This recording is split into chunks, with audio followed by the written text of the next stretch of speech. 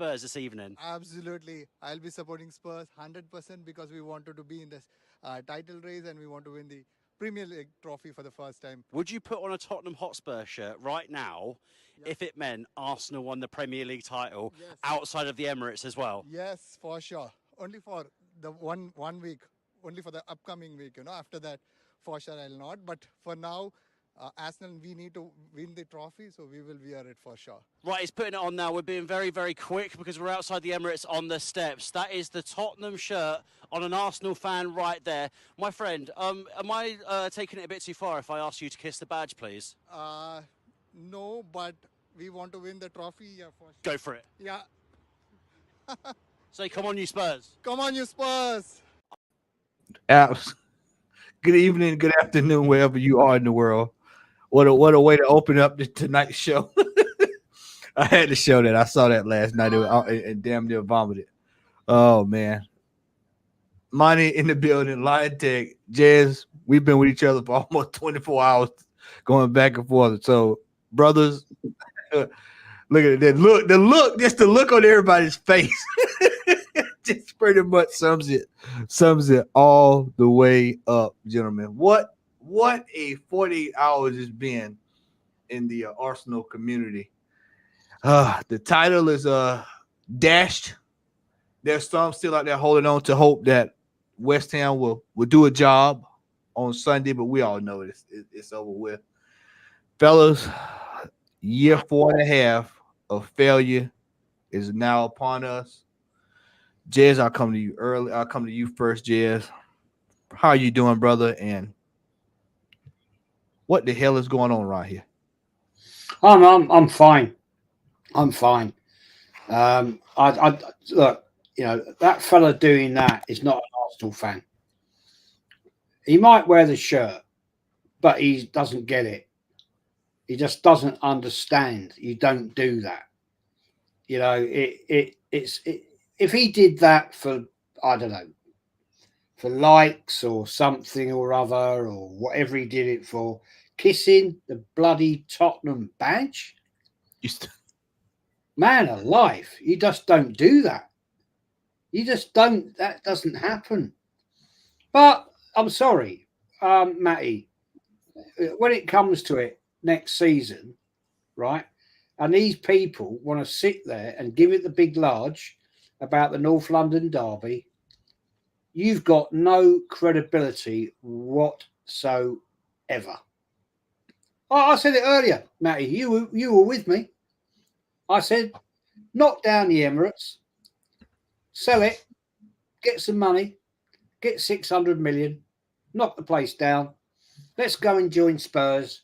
Yeah, Arsenal Hotspurs. Whatever name you want to give it, whatever. It doesn't matter, right? Don't matter. Because it's an absolute joke. Never, ever in my lifetime have I ever seen this happen. Ever. I mean, and in earlier people on another show, I was on another show earlier, well, you wanted Spurs to win. Yeah, of course I did. But I won't support them. I won't support them. If they did the result, then great. I'm not going to sit here and jump up and down and be brilliant. It's embarrassing that an Arsenal supposed, I say this, supposed Arsenal fan, right, has the audacity to stand outside the Emirates with an Arsenal shirt on and put a Tottenham shirt on and then kiss the badge. You ain't Arsenal, fella. You haven't got a Scooby-Doo about what it means between Arsenal and Tottenham. No chance. And I'm sorry, all the time we've got fans like that, right? We're dusted. We're done. We're done. We're done. You're going to sit there and support Tottenham by putting on and clapping for a Tottenham and wearing a shirt? Get out of here, man. You're a disgrace. Disgrace to the club. Absolutely. You're not from North London, fella. You ain't there. You don't understand what it means. You don't understand the rivalry. And it's not about, the rivalry is not about winning trophies. It's rivalry. It's tribal. That's a better term. It's tribal. Yeah, that's what it's about. It's Islington, Tottenham, right? You never, ever in a million years would ever do that. Ever, ever, ever. And I swear to God, that guy, mate, you meet the wrong people and you're going to have a bad day out for doing that. Seriously. Money.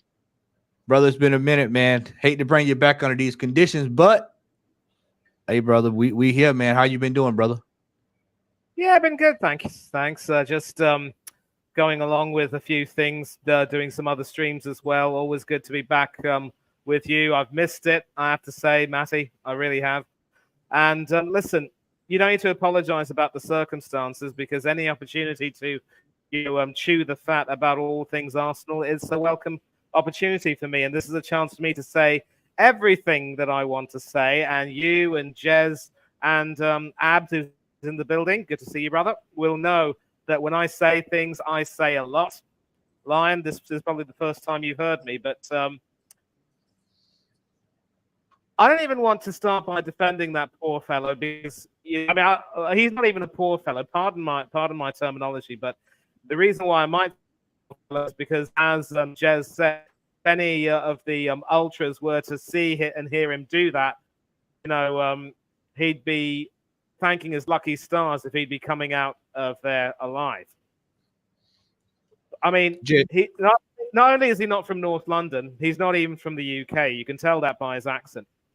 But that is really still no excuse for not doing your due diligence with regard to the history and the rivalry and so forth, and the significance and how it's how everything ties together. You really can't do a thing like that.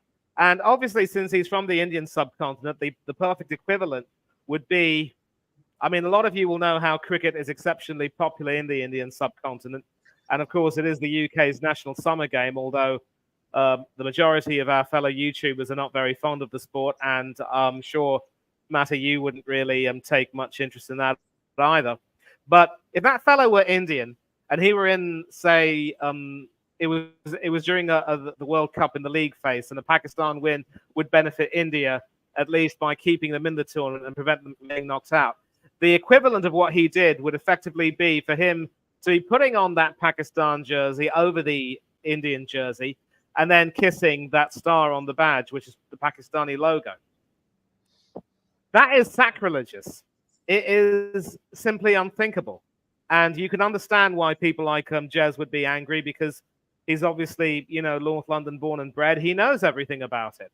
And for other fans, it was disgusting. And so I was also watching a video with that character, Egal, where he was saying, sometimes if you want to make an omelette, if in effect, you've got to break an egg. And if that effectively means putting aside your rivalry with Tottenham for one day to try and support them and help them get the result that will benefit you, then so be it. But an equivalent to that would be if you were asked to do something which was completely against your moral fiber, but you'd get handsomely rewarded for it or enumerated for it. Yes, you'd get your money, your I wouldn't say 30 pieces of silver necessarily, but thereabouts. But how would you feel after that? How would that weigh on your conscience? And the answer to that question is, these idiots who see it fit to do that, and I'm sure Jez will agree with me, have no conscience. No. And I also put it out on Twitter, and I want to thank you, Matt, for liking that tweet. I was saying something to the effect of this: all Arsenal fans to pander to Tottenham, and especially after all the lip you were giving them during the North London derby, you ought to be ashamed of yourselves.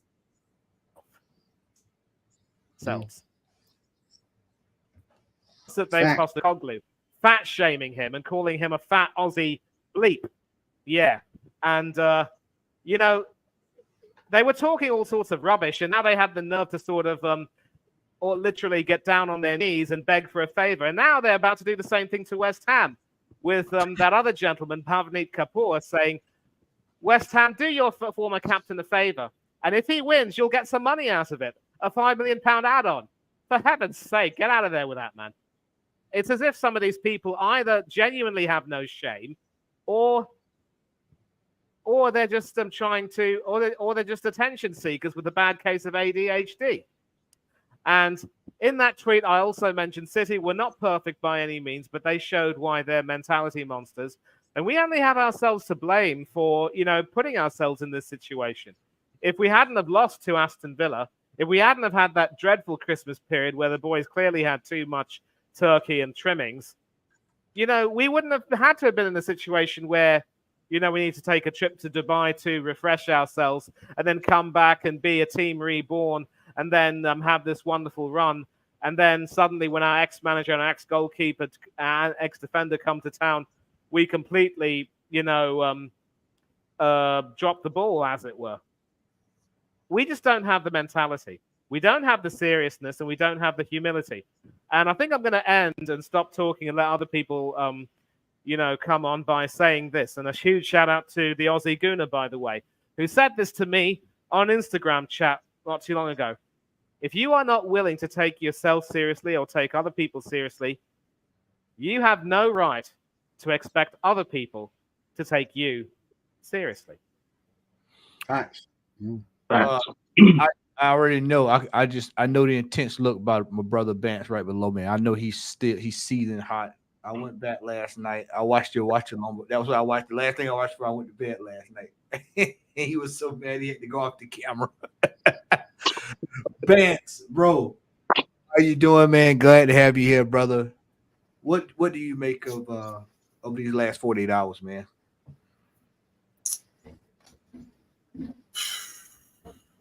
Emotional, so to speak. Knowing that another year, another season, possibly with no silverware. We know City are notorious when it comes to this stage of the season. We know they're not Arsenal. They don't bottle it. They win their games, and it hurt. It hurt.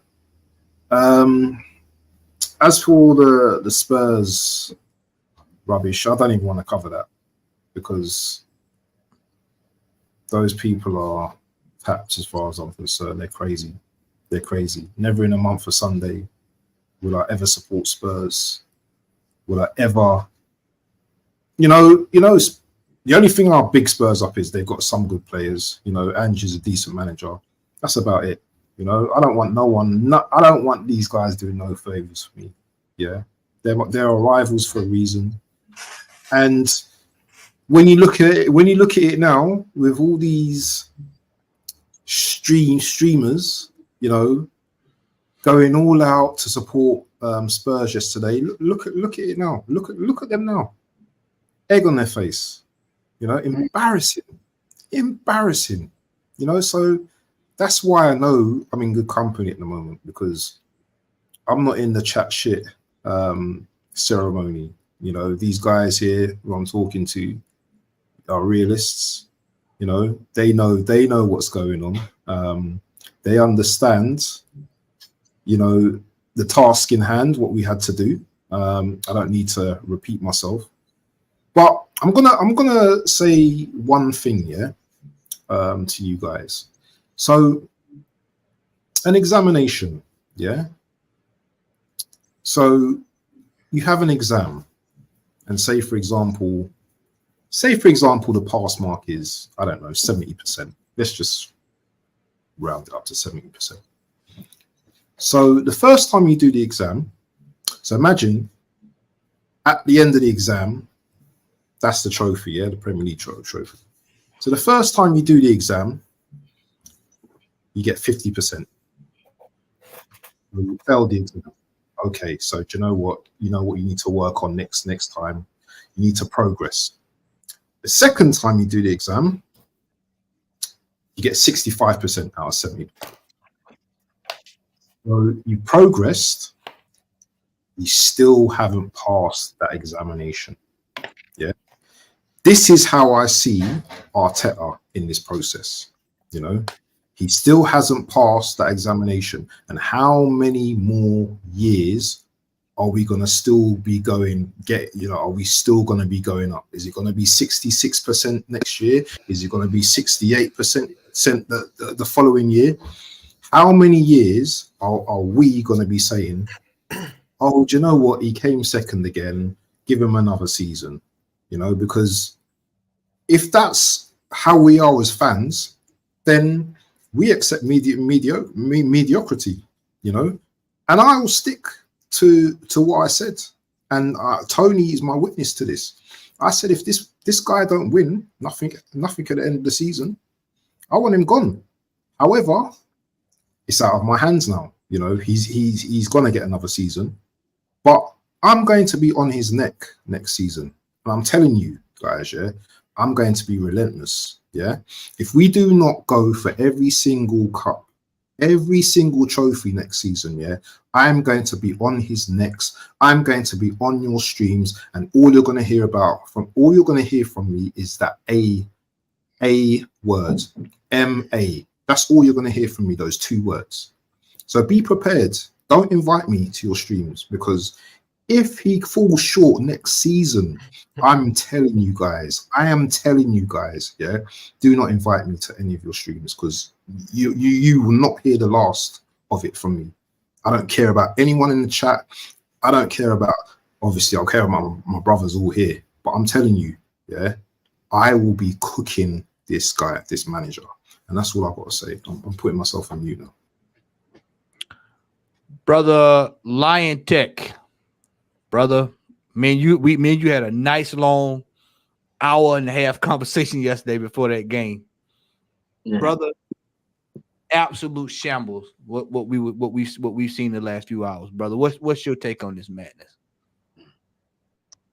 First of all, thank you for having me again, Matty. As always, big up to Jez, Bance, Tony, Manny, and everyone in the chat. First of all, bruv. Literally, I couldn't believe what I was seeing, because when you phoned me yesterday, yeah, and you was telling me about how, like, for example, AFTV were doing a watch along on AFTV supporting Tottenham, and the fact that apparently they were gonna wear white shirts. I was thinking, are you for real, bruv? Because I was thinking, like, this can't be happening. Like, this is madness, bro.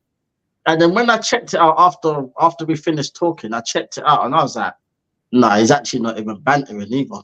And then, like, as the day went on, I started seeing other content creators like pledging their allegiance to Tottenham. Like, I've never seen anything like it. And then I'm seeing stuff like, the one that triggered me the most, the one where I saw the two logos put together. Literally, I see like the cockerel, yeah, in the Arsenal cannon, and I'm like, "What the fuck am I seeing, bro?" Sorry for swearing. It's all good. Like, adult like zone. what? Yeah, like, what am I seeing, bro? Like, I've never seen anything like it in my life, bro. Like, boy, I can't lie, I'm lost for words, bro, because never in my life have I ever supported Tottenham in any situation whatsoever, bro.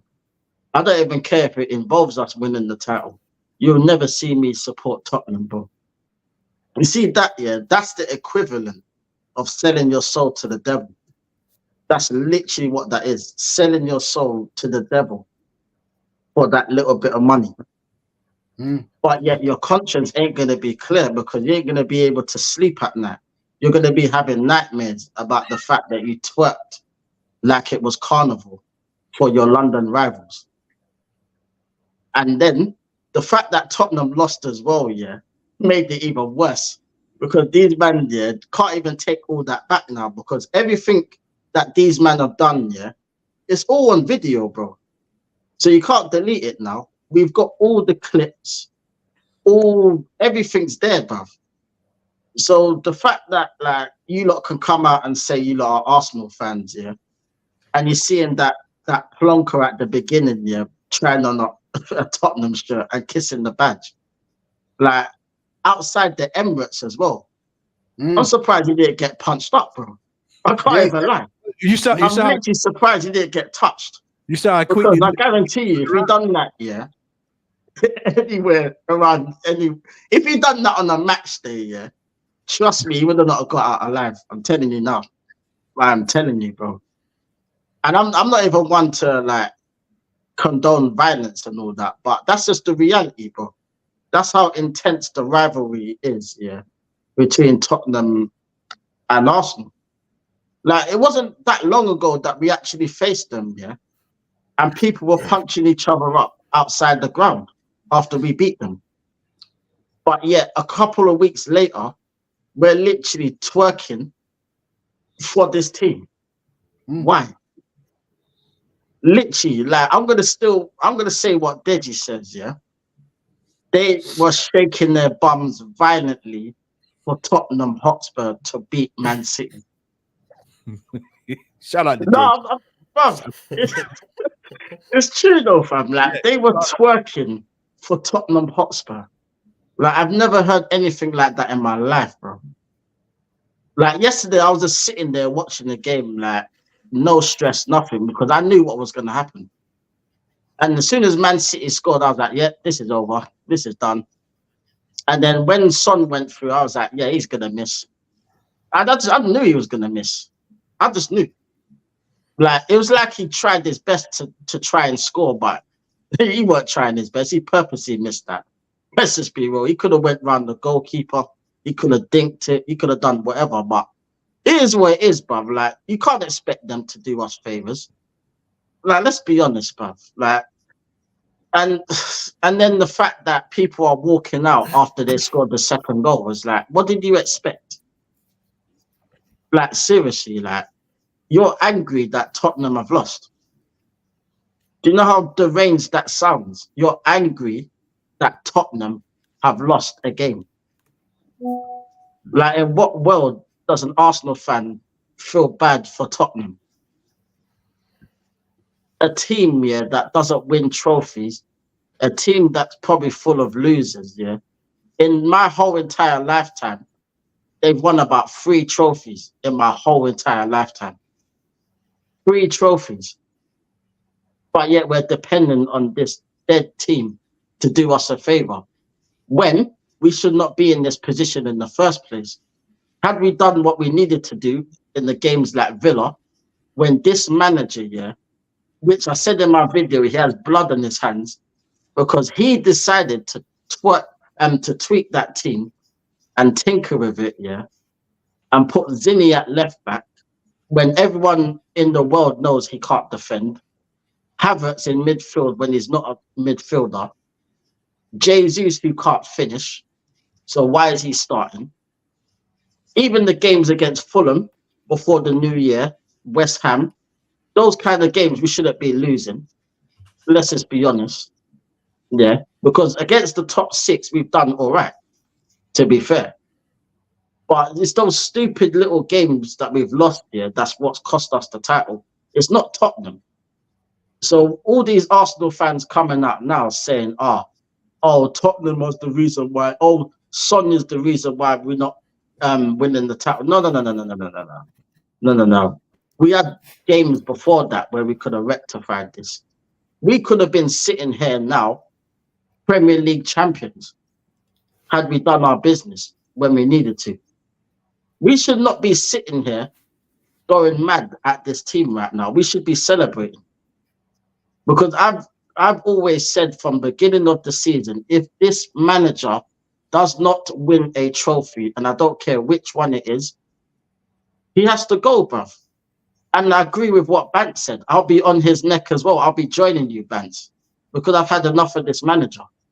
Because the amount of times, yeah, that this guy has thrown away competition year after year after year after year to concentrate on the Premier League that he's never going to win because he's never been good enough.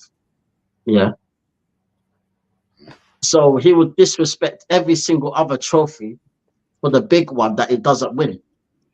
So he needs to leave, bruv. Like this, and all this talk about, who are we going to get if he leaves? Bruv, there's loads of managers out there, like, there's loads, bruv. Like, it's not even my job to pick it. You know what I mean? Because it's not in my hands. I can't control who comes in. I could only make suggestions. There's loads of managers. So I don't want to hear none of that talk, bro, because literally I just had enough of this, bro. Like, because this is Groundhog Day, year after year after year after year. Literally the same time last season, we were all having this conversation. Next year, we'll still be having this conversation as long as this manager's still here, because he ain't winning. Mark my words, bro, yeah? And this is gonna be on record, yeah? So remember everyone, yeah, that I've said this, yeah? He will not win a trophy next season. I guarantee it. As long as he stays here, he will not win another trophy. And that's how bad he is. So I'm done ranting, so I'll let everyone else speak, but I'll be silent now. That was world class. That was a world class rant. Well said, mate. Well said. Well said, man. Tony, Claude, Gunner, I see the pain. You know what? It's not pain, because I know Tony. I know Tony like the back of my hand.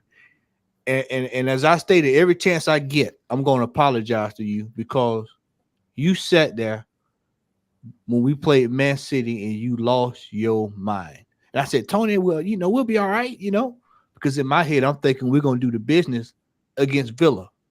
Well, we didn't do the business. And what happened? We went and parked the bus against Man City when we could have just slayed the Giant right then and there. This could have been done and over. We wouldn't even be talking about this. We'd be having a champagne. Everybody be popping champagne, drinking whatever they want to drink. We'd be listening to music, having a good time, talking about it. It's been 20 plus years and we back. But instead, Tony, we're sitting here basically saying the same thing that me and you said at the end of last season. Another year of nothing. Tony, take it away, brother. Big up to everyone who is down here. Big up to Jez, who is down. Jez, you had a lovely show yesterday. I practically immediately I came back from reffing a game today. I just had to watch that show. Amazing show you put up yesterday, Jez. Big ups to you. And of course, we love you in this community. Abs too. Big ups, my guy, my brother. Big up to you, Liontetz. I love that rant, man. Manny, nice to see you yet again, man. Manny on the show with you again. Big ups to you. And Matty, thanks for having me today. See ya. First of all, the number one person I want to talk about is AFTV, guys. AFTV. See, guys, yeah, it's already certain, yeah? We already know this. It's a business. Like, no one can dispute that fact. See, I don't have a problem with someone who wants to, make personal gains or have money or make money from, whatever he's doing. After all, wherever you work, there you should eat. But come on, man, going down there to Tottenham Stadium, yeah, having shows that depicting Arsenal fans wearing spores, scarves. Oh my God, like, it's painful. It's an eyesore. What is this? What has it come to? I mean, it's nice to make money, but come on, man. It's not good enough. That's shameful. God hear my voice. I always hear that this Robbie guy is a good guy on a personal level. That's what I heard. Yeah. But oh my God, with what he is orchestrated, man, right now, man, it's horrible. It's horrible. And bro, man, I hope God judge you wherever you are with what you're doing, man, to our football club, man. It's totally disgraceful. I'll get away from that, yeah. But right now, we do know that channel is a business center. It's not a fan. It's not a fan base oriented channel. It is a business. So let's just agree with that. Matty, I the start of the season, we talked about this. It's the same old story yet again. We fail to do the business. We fail to bring in the players that will get us over the line. And this is what we get. Begging our fiercest rivals to be able to win us the trophy yesterday. That is the end. Like, this is the end game. Guys, did you notice that Edison have an injury yesterday? Because we Arsenal fans, it's like this thing's coming to our heads, yeah, and it goes, like, it just comes in. Our head is something like a receptacle, and after 2-3 minutes, it goes away. Guys, did you guys see Edison have an injury? Yeah? Who was he replaced by? A world-class player, Ortega, coming in to play. How about that? What do we have in our bench if David Raya has a problem? Good. Throw that away. Maybe that doesn't make sense to Arsenal fans. No problem. How about Kevin De Bruyne? Got an injury yesterday. By the way, he influenced the game yesterday. Laid that ball perfectly to the foot of Erling Haaland to get that goal yesterday. But again, he gets injured. Who did they bring in? Jeremy Doku. What did he do? Did you see his impact? What did he do? He gets a penalty for them. That's what important players do for you from the bench. How is Arsenal's bench this season? A group of failures from the bench. Totally not good enough. And see, guys, Bant, I hear you were talking about Mikel Arteta. Good. Liontetz, I hear you. We'll be on his neck. Good. That's another good proposition. But I think someone, who I hardly talk to, by the way, hit me up day before yesterday on my Facebook channel, and that happens to be Big Brother Warren TV. And he was, he has been talking about the Kroenkes. It has been going up here to my head, it's going out through the other side. And there's a reason why. Because I felt that the Kroenkes have actually invested lots of money into this football club, to be very sincere with you. But again, I think instead of just going for this manager, who would be staying here, by the way, next season? He's going nowhere. It's not the manager. I think we have to go for the head of the snake. And the head of the snake is the Kroenkes. They, at the end of the day, are the ones that have put this ill-experienced manager and given him this job in the first place. They're the ones. He's going to go have dinner at the end of the season. He's going to go have brunch. He's going to go sit down in America and have a friendly chat with Josh Kroenke. And they will hash it out. He will stay for more seasons. Guys, if you think this guy's going to stay here for just one season, you're dreaming. He's going to stay here for at least 2-3 seasons, yeah? He's just qualified Arsenal for the Champions League yet again. He's going to get a new contract. He's going to stay here. Nothing is going to happen to him. He's going to stay here. So we have to go for the head of the snake, and the head of that snake is the Kroenkes. I'm sorry. For the first time, I'm agreeing with Mr. Warren on this one. I really do think it's the Kroenkes right now, rather than Mikel Arteta. He's going to stay there. No matter how we go for him, no matter how we say we don't want this manager, he's such a shitty manager, and he's not going to leave. He's going to stay here. So, guys, it's the end of the season. I don't think West Ham is going to do anything for us. We've lost it. We've bottled it. Yet again. Yet again. We've bottled it. This manager, he needs to leave. And to be very sincere with you, if this manager already told us last season that he looked within his soul, yeah, and he felt like he let himself down and he let Arsenal down, and that he would have loved to walk away from the job. He has already thought about that. Already. He has shown signs of an ill-experienced manager. He has shown you that, I can't go on. I don't have the cojones to keep going. Yet, Josh and the Kroenkes kept that manager here till this season. They didn't allow him go. Mikel Arteta if you do have any inclination of dignity, integrity, and respect, you will drop this job at the end of the season. You will leave this job at the end of the season. Just have a bit of integrity in yourself and leave this job. Not everyone is to take the Israelites to to the promised land. There are people that are just there to help improve the team and allow other people come in and take them to the promised land.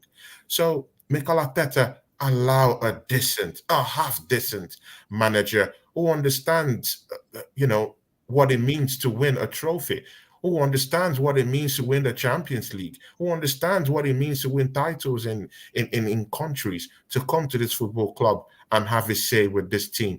Arsenal have a very, very good team right now, at least the first 11. Allow another manager come in and take us to the promised land. How about that, Mikel Arteta? Have that dignity for once. Have that integrity in yourself. And mind you, you're a very popular person, Mikel Arteta. You're very popular. Barcelona want you right now as we speak. If you decide to go for that Bayern Munich job, they will take you. You are that popular. Mikel Arteta, I beg you, please, just leave at the end of the season. Have some integrity. Leave at the end of the season.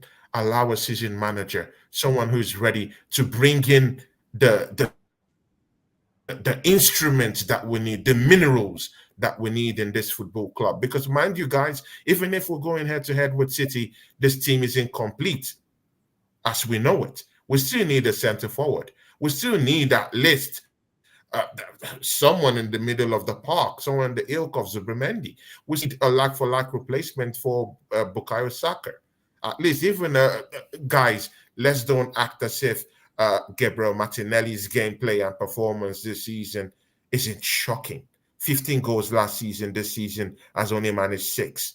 All across the pitch, there's in some incendiary areas, this manager hasn't really improved some certain players. I don't want to go through the list. We all know them. We're real Arsenal fans. We know the players who haven't improved. There are other players who have improved, like Trossard. Those ones need to stay. Mind you, 2 months ago, we were already talking about Trossard leaving or even him tendering, a transfer request by January. I hope you remember that we're talking about this, Brother Matt, yeah? That he might be tendering, transfer request by January. But look at it right now. He's improving as a player. So now we really need to start recruitment as soon as possible. If this Arsenal team is very, very, very, if we're interested in winning the title next season, sack this manager or bring in a new manager, whatever the case may be. Go get a potent striker, get us a midfielder over the line, and maybe just one defensive reinforcement and, a replacement for Bukayo Saka. Only then can we move forward. I rest my case. Excellent stuff, Tony. Excellent stuff, Tony. Brother Anthony, when I was sending out the links, I was like, it was somebody I was forgetting. And when I saw you pop up in the chat, that's who it was. So I was glad you popped in, man. I meant to send it to you last night, and unfortunately I forgot. So forgive me, brother. But glad that you was able to hop on, man, and join us, man. Brother, what do you make of these last 48 hours, man? Because it's been absolutely stone damn crazy in the Arsenal community, my friend. You know what, Matt? I don't understand it. I just want to say big up. Thanks for letting me on the show, and big up to all the people on the panel on it, by the way. I tell you what, I all I've been seeing and hearing is Arsenal fans or certain Arsenal fans cheering on for Tottenham, and Arsenal fans wearing Tottenham shirts. Well, if you're one of those, I'm sorry to say it, but you're not a fan. It's that simple. I can't be any more straightforward. Regarding the game last night, it was written in the stars. Man City was going to win. They're going to beat West Ham last game of the season. They're going to win the Premier League. That's a fact. But the only way that I can think of is a certain Mikel Arteta was when he changed the side, ran against the Aston Villa game. That was the game that done it for me. I know we've lost games beforehand, but we went off to Dubai, and then the results was brilliant. I was praising Mikel Arteta a lot with all these 5-6-0 wins, 3-1s against Liverpool, but it just seems like after all of that, and then what's happened now, it means nothing. Absolutely nothing. And I was listening to what Tony was saying. I agree with Tony on some things, but listen, this guy's been backed by the Contes.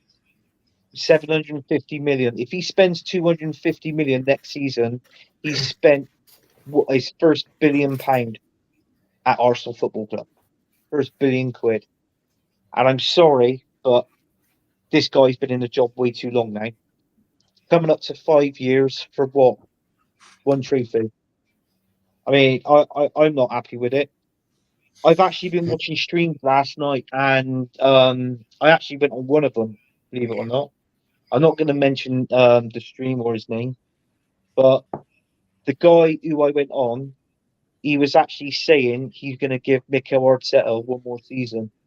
But going back before and just after the Christmas period, say in February or March, he was Mikel Arteta light. So I don't know what it is with these fans. 1 minute they're in, next minute they're out.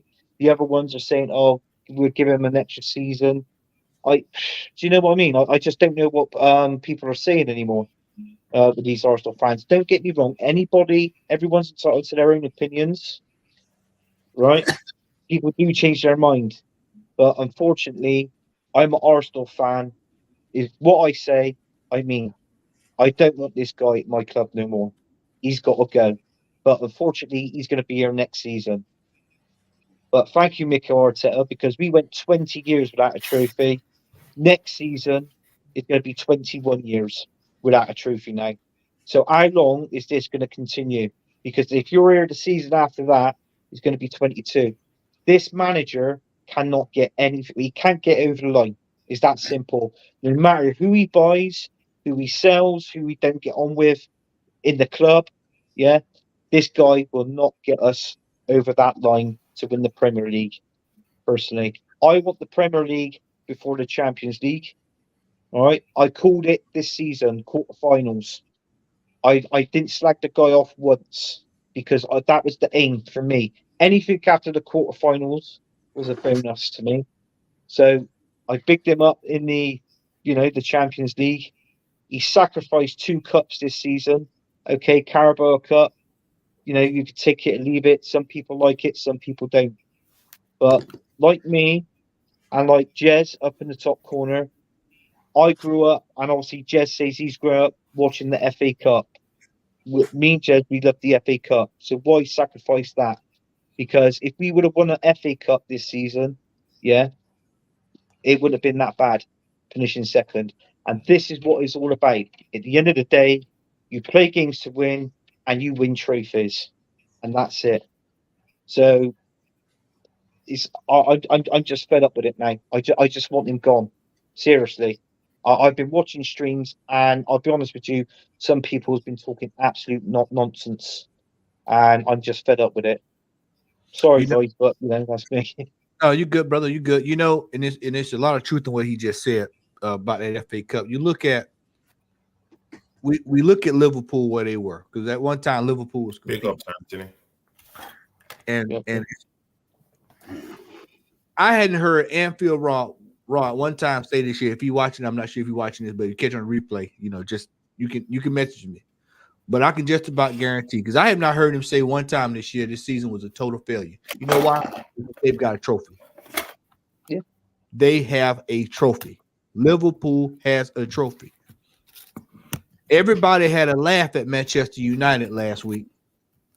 But Manchester United next weekend will be playing for the FA Cup. They're playing for a trophy. They're playing for a trophy. Mm-hmm. And for the sake of some of the Arsenal fans, they better hope Manchester United don't win a trophy next year. I mean, this year. Because there's going to be some words that's going to be said about who had the better season. And you know how fragile our fan base is. They'll say, we finished in second. Yeah, but we don't have a trophy. People were saying last week, gentlemen, 27 points, 27. What was it? 27 wins. We've scored more wins than the Invincible. What's the difference in that and this year? Absolutely have not won anything. No. Absolutely have not won anything. It's a hollow feeling. Tony, I've known you for 2 years. The year before last, we were going through the same thing, Tony. The same thing we're going through right now. Jazz, I've known you for 2 years. We were going through the same thing 2 years ago. Yeah. Exactly. The exact same thing. The exact same thing. I've got a couple of comments here. Go ahead, Jazz. Go ahead. I'm just saying, mate. I've sent Lee the link. He wants the link. Okay. So Okay. I'll send it to him, man. All right. I am going to pull up a couple of these start comments here. This is a good one here. Lads, where is all the young talent in the academy? Yeah. They churn out player after player, and they go for decent money. And these are players we never heard of. Jez, I'll let you tackle that. What's the point of having an academy? I mean, back in days, at least Arsene Wenger used the academy. He used to use them in the League Cup. He'd put them out there and get them through to semi-finals. But this manager just doesn't seem to trust the youth. Oh no, I'm wrong. I'm wrong. This is a youth process. This is a youth process. That's what we were told. Yeah. Where is it then? Now, today, people were saying, "Oh, it's a young team. It's a young team." We got a young team. Hello. The average age of the Man City team is 26. 24. So, what's the difference then? So, tell me, please, somebody tell me, where is the youth? Because at the end of the day, if you're going to compare numbers for numbers, get it right. Yeah, get it right. Don't come out with bullshit excuses, because at the end of the day, yeah, our academy may as well not exist anymore. Hail end, you may as well cut it down end of this season, because they're not used, they're not bothered about, right? Piss take last season away at Brentford, Nweri. Bring him on, youngest player ever to play in the Premier League, right? Where's he gone now? What's happened to him? I mean, why? Why bring him on in a game like that? It was a piss take. Simple and utterly a piss take. This guy, man, I'm sorry, this guy Arteta, right? People say, "Oh, well, Jez, you got to give him another chance." No, he's had his time. It'll be 5 years in the end of November, and he's won nothing. Nada. Right? Get him out now. Because if you honestly want to go along with another season of failure and disappointment and upset, keep him. Personally, for me, no. I want a winning manager, a manager that can get you over the line. Yeah. People have said to me today on a channel, right? On Dan Potts' channel. Well, who would you have then? Well, I'd have Inzaghi. He wins. He's proven. Simeone Inzaghi. He wins. Yeah. Zidane. He wins. Right? At the end of the day, this guy he's a B-Tech level manager, right? He came into this club with no experience in management. He's done an okay job. Well done. Fantastic, Arteta. Right? Right? You've brought the club back to a level. That's great. I'm loving it. Brilliant. Fantastic. Go bloody win something then. Because you put all the trophies in the bin. 17 trophies. I haven't got enough fingers, right? 17 trophies in his time period he's thrown in the bin. 17 of them. That is sackable in itself.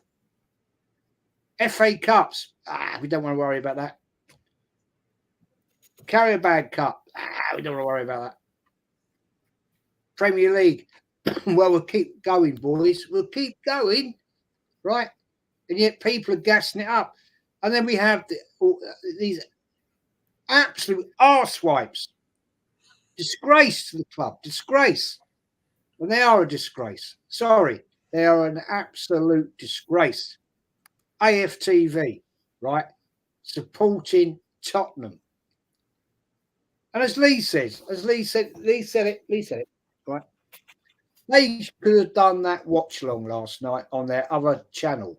No, they did it on the main channel, right? The main channel. Why? Money. Money. Yeah. And if you listen to what Lee said earlier on my channel, right? Yeah. He played the clip, right? Within 2 minutes, right? They're asking for super chats and all that bullshit, right? Yeah. Yeah. And as Lee quite rightly, I'm quoting all Lee's stuff here, so it's not my content, it's Lee's, right? Yeah.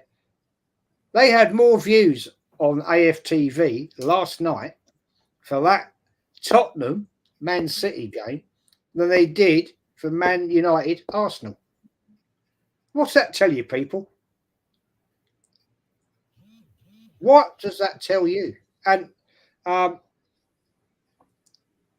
Bambies. Nelson, man. Nelson in the chat, bro. Come on. Jez, why are you all so angry, mate? No hate, but come on. Cheer up. What have I got, mate? What have I got to cheer up about?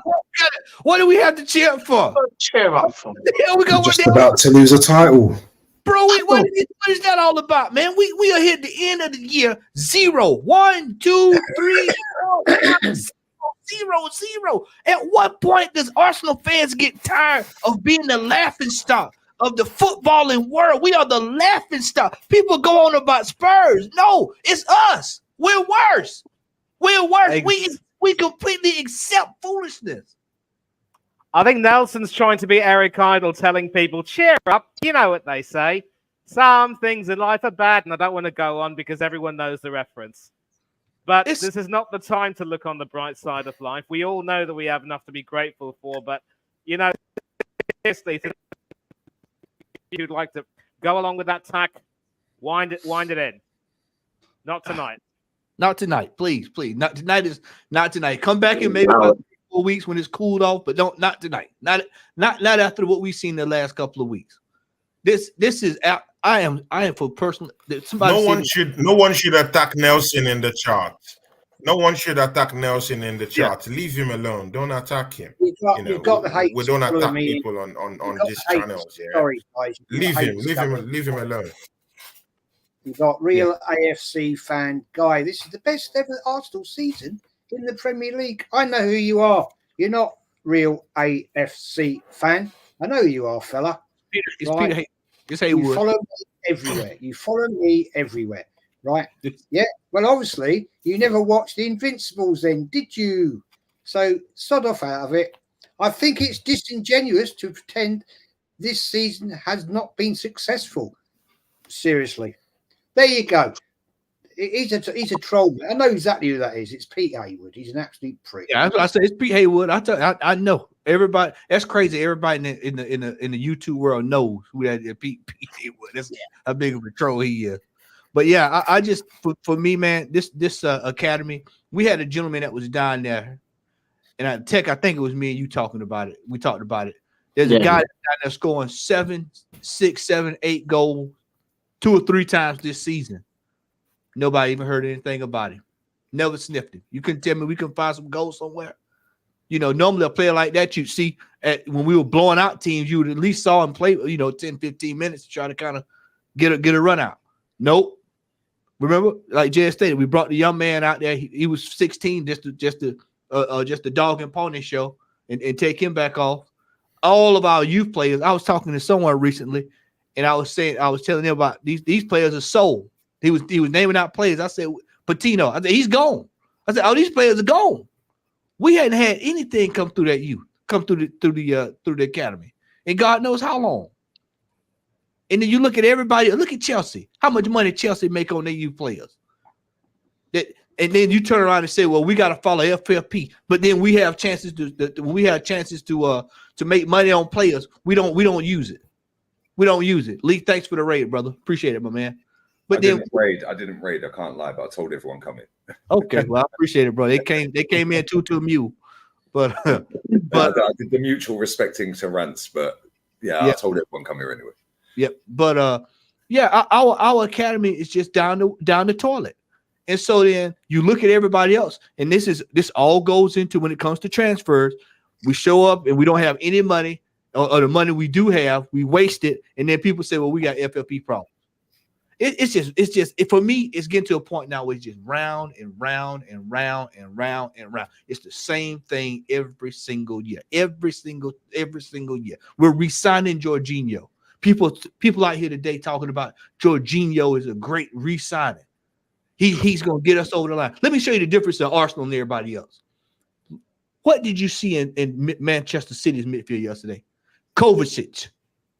That should have been a signing that we should have been looking in, trying to go look in on. I watched him yesterday roll through that midfield, and he was just cutting through it, just moving all over the place. Well, he can't. Well, we can't get a player like that. Well, Jorginho can do a job, but Jorginho ain't that. That's the difference. That's the difference in having a different breed of a player versus the one we get. We always get the D list of whatever player is available in the market. This is what all these strikers y'all talking about. Folks talking about Tony. Now, we ain't getting Ivan Tony. Just throw that out your head, too. We ain't getting Ivan Tony. We're going to get some striker from Belfast. I keep telling you, they're going to come in. They're going to sell him to us. They're going to pay over the odds. And then they're going to try to hype him up. And then next thing you know, he's going to have a cult following. And you better not say nothing about him. Because then if you say something about him, they're going to hold you negative or look at him, not even giving him a chance, X, Y, and Z. It's just I'm tired of it, man. I'm tired of it. I am tired of it. Vance, I'm gonna come to you on this one here, brother. Give me just a second here. Let me pull it back up. Yeah. Smash the likes up. 20 subs from Matuari ain't getting any striker. Oh, Tony, you ain't got to tell me. I know we aren't getting any striker. It's all lies. It's all lies. It's all lies. In fact, I even believe the one that they said that they're gonna be putting their faith in Kai Havertz. It's all lies. They're not gonna bring anyone. Ivan Toney last summer, yeah, everyone. Ivan Toney. We're gonna sign him in. It has been proven. It's all lies. They're not going to bring him to this football club. It's all lies. The one I heard about Kai Havertz is actually the one that I believe it's going to be true. They're going to probably just put him up front, and he's going to be just like a new signing. Guys, you've heard that before. He is going to be the one that's going to lead Arsenal next season. They're just pretending. They're not going to sign anyone. We've been through this road before. Let's don't pretend as if this hasn't been the leitmotif for some years. We're not signing anyone. It's all lies. I was going to say Vance. Here there says we arguably have more questions now than we did last year. Yeah, of course. Big up to Lee Gunner, by the way. Big up to everyone. Now, everyone or majority of people or Arsenal fans are thinking next season might be our year. Next season, we're going to go harder. But let me advise everyone right here now. City are going to be much better. They're going to be much stronger. Yeah. Pep is going to be relentless next season. Yeah. And unfortunately, we have a manager that when the pressure is on, he can't handle it. Look at the Villa game, as Tony mentioned earlier. He changed Havertz into centre midfield and put Jesus up front. Why did he change a winning formula? So all these questions, I think we've got the answers for them already, because Last season we had the answers for this season. So, do you know what I mean? Are we living in like the Stranger Things world where everything's back to front or something? Because We are. we can see, we see, Agree. yeah, we see what's going on. We see what's going on, but it's like us. It's like the manager doesn't see it. And it's going to become a more and more of a problem next season, where everyone, as I said, is accepting mediocrity. It's okay to come second. It's okay to be in the semi-finals of the FA Cup and get knocked out. It's okay. It's okay. Well, I grew up with trophies. I grew up as a 10-year-old. Well, I think I might have been a little bit older, watching my team 89 beat Liverpool, Anfield, Michael Thomas, last seconds of the game. That's what I grew up on. Do you know what I'm saying? Yeah, I grew up on Arsenal winning things. Yeah, and no one is like entitled. Yeah, I'm not saying I'm entitled. I'm spoiled, but do you know what? Yeah, come on. Man, come on, we're better than this. To be defeatist, and yes, City are the best team in the world, best team in Europe, but to say we couldn't win the league last season, to say we couldn't win the league this season, is bullshit. Facts. And everyone knows that. That's Lee, all I want to say about it. Lee, well said, well said. Lee, I'm gonna come to you on this one here. T-Po says, "Man, I have a question for you. If I'll take you, I know what he's trying to say. He's basically saying, what happens if we sack a Arteta and we regress? Then what?"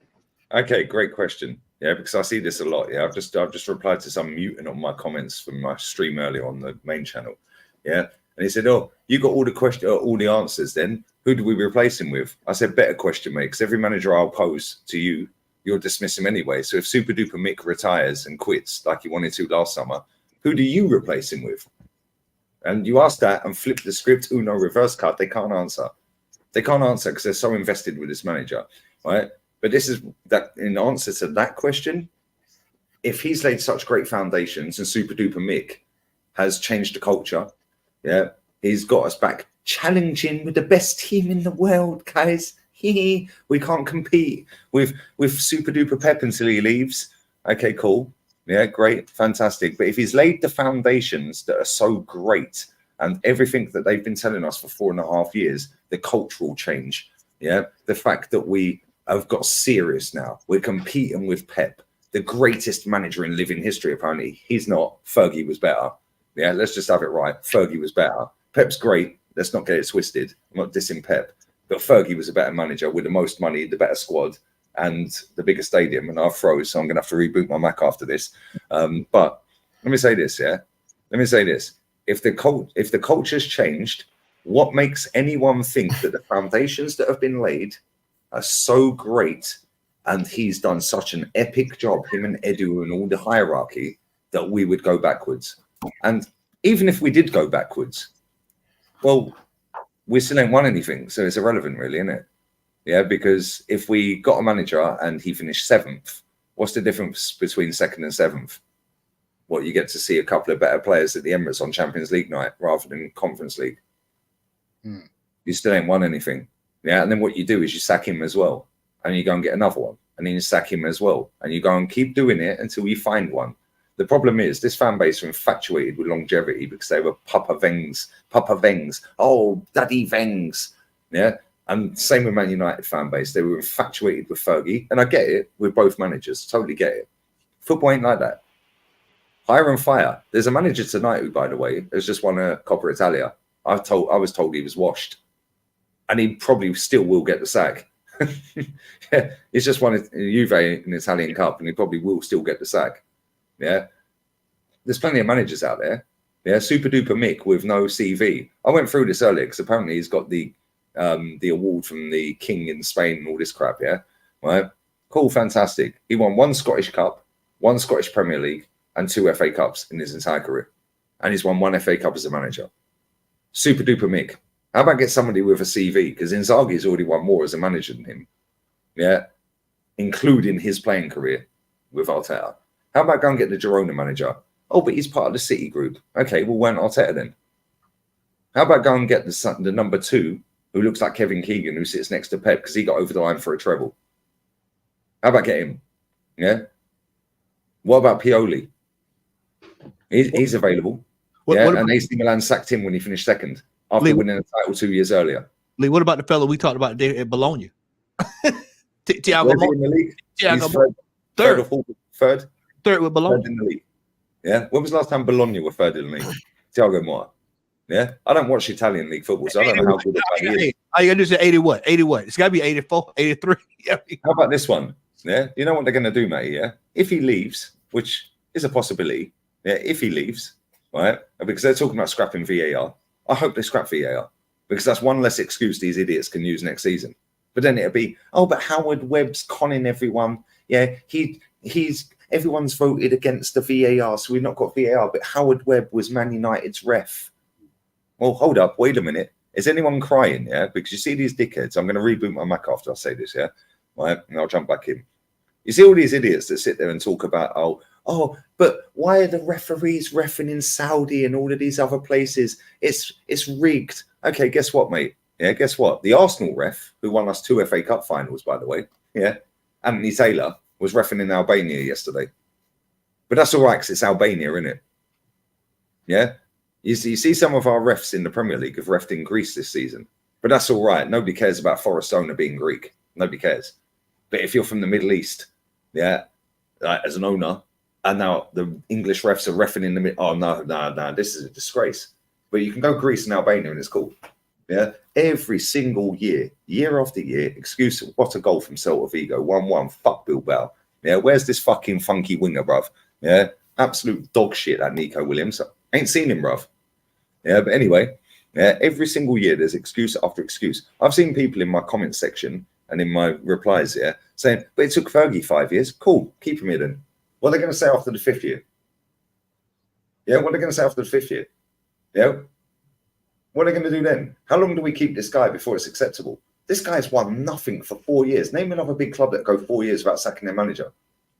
Yeah, this guy would never have got the gig at Real Madrid, and if he did, he would have been sacked inside 20 games.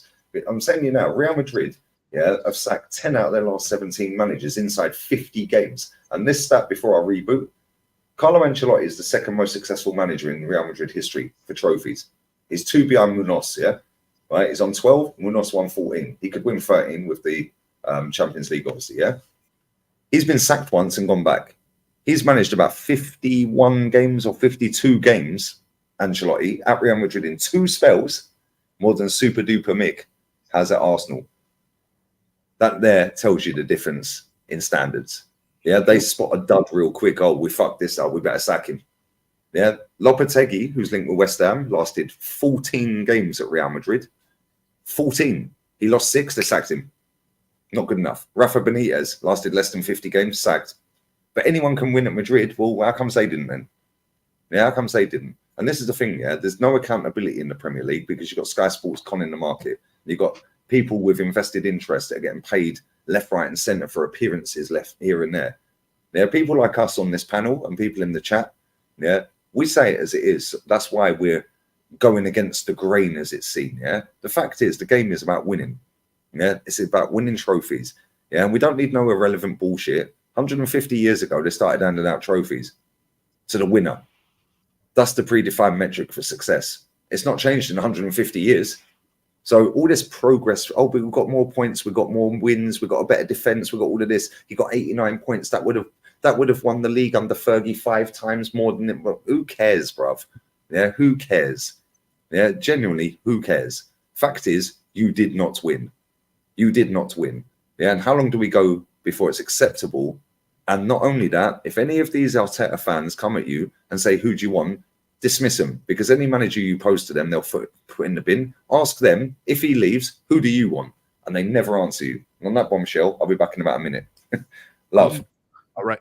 Tony, coming to you on this one here, brother. Arteta has done worse than Mourinho did at Man United for less money and time. Why is nobody discussing this?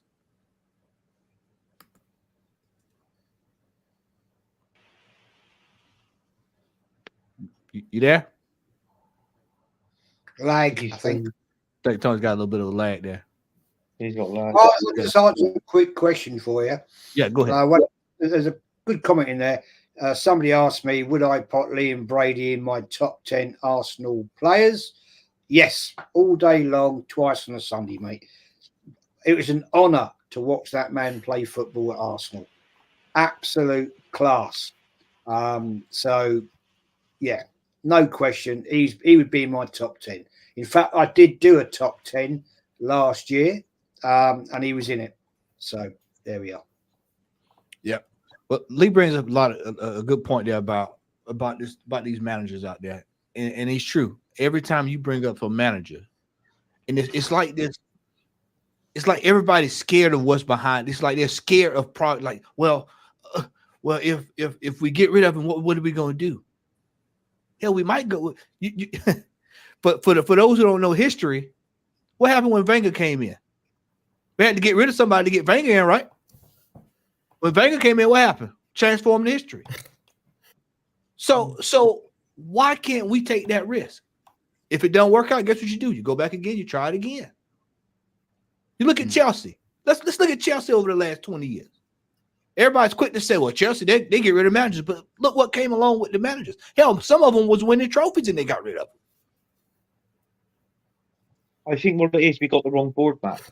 Because you look here, we were going back when we had George Graham in charge. We knew the reason why George Graham was sacked.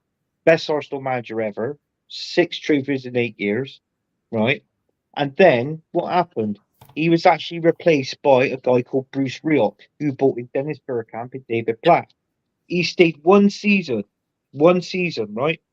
He finished 5th in that season, and we got knocked out by, funny enough, Aston Villa in the Carabao Cup. Well, it was the Carling Cup then, in the semi-finals. We drew 2-2, 0-0. We went out on the away goal decision. Our owners then were sacked him because they didn't rate him after that, right? He was gone. In comes in an Arsene Wenger, right? So what I'm saying is, if our board noticed that then, just with one season under Bruce Rioch finishing 5th, right? Why can't our board see this now within our setup? 8th, 5th, 2nd, and 2nd this season. So it's like what I said. Our board needs to be asking questions, right? But is everybody's talking about Mikel Arteta, our manager? Yeah, we want him gone. That's facts. But let's talk about Edu as well, because that's another corporate at our club.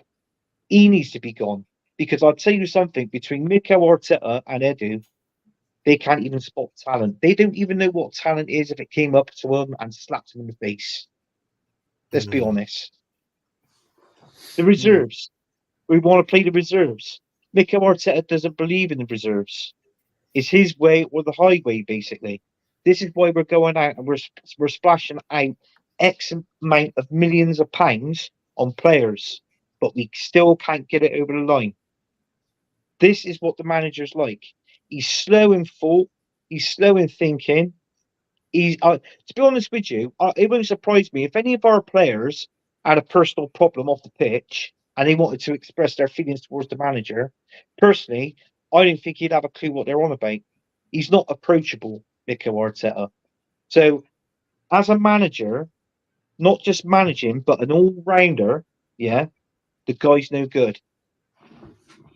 Get him out of this club now, because I tell you something now. People are saying, oh, we could be challenging, but we ain't winning anything. It's going to come to a certain time, yeah, in a season where we're just going to start deteriorating. And it's going to happen in a few years' time. And we're just going to start deteriorating down. It's like what everybody's saying. Jez has even said it. People have said it in this panel. Get rid of him now, bring in a new manager. Because I'll tell you something now. The foundations that he's building around there, yeah, it's not made out of concrete blocks. It's made out of straw, and it's starting to crumble and fast. Do you think Arsenal can go a third time at it again? Yeah, because come on, It's becoming more and more difficult. It doesn't get easier; it gets more and more difficult. And next season, players are going to start asking questions. I was just getting ready to say that. I'm gonna let you do. You're right there. I was just getting ready to say there are going to be players not next season, man. It's going to be this summer. Facts. It's going to be this summer that heads will start being turned. They will already started putting. They will go to those agents and they will start putting stuff in the pipeline because they will say, you know what, I'm bailing the ship in January. I'm getting out of here.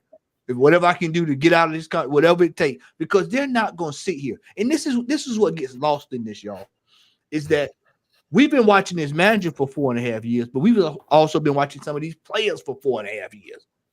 And if you think that they're just going to keep sitting here coming up short, second place, fifth, eighth, and they're looking at their comrades hoisting trophies. Matter of fact, there was an article today that I saw today about Cafu that Brazil is now starting to say they want to send their players to La Liga because they're becoming better footballers versus coming over here and then it's just they're not even getting any time. A lot of these guys are not even playing. It's just like the whole Marquinhos deal. Instead, you bring Marquinhos over here, barely playing. Where did he go? He went back to Brazil. Might as well just best me go back to Brazil. This is how crazy things are. And he's scoring goals in Brazil for some reason. He's scoring goals in Brazil. Scoring goals in Brazil. I saw it. Yeah, he's down at Palmeiras, down there playing. The wife got me watching Brazilian ball, so I watch Brazilian ball on the weekends at night. So yeah, he's down there scoring goals, but couldn't do it here. This goes to show you. I said this a while back. I said this manager cannot develop players. This is why Martinelli is going backwards this year. He's going all the way backwards, completely backwards from what we've seen. No progress. Soccer is starting to go backwards. These are all players that's going to start looking around like, you know what? I'm wasting my career under this manager. And they're going to start looking for the exit door.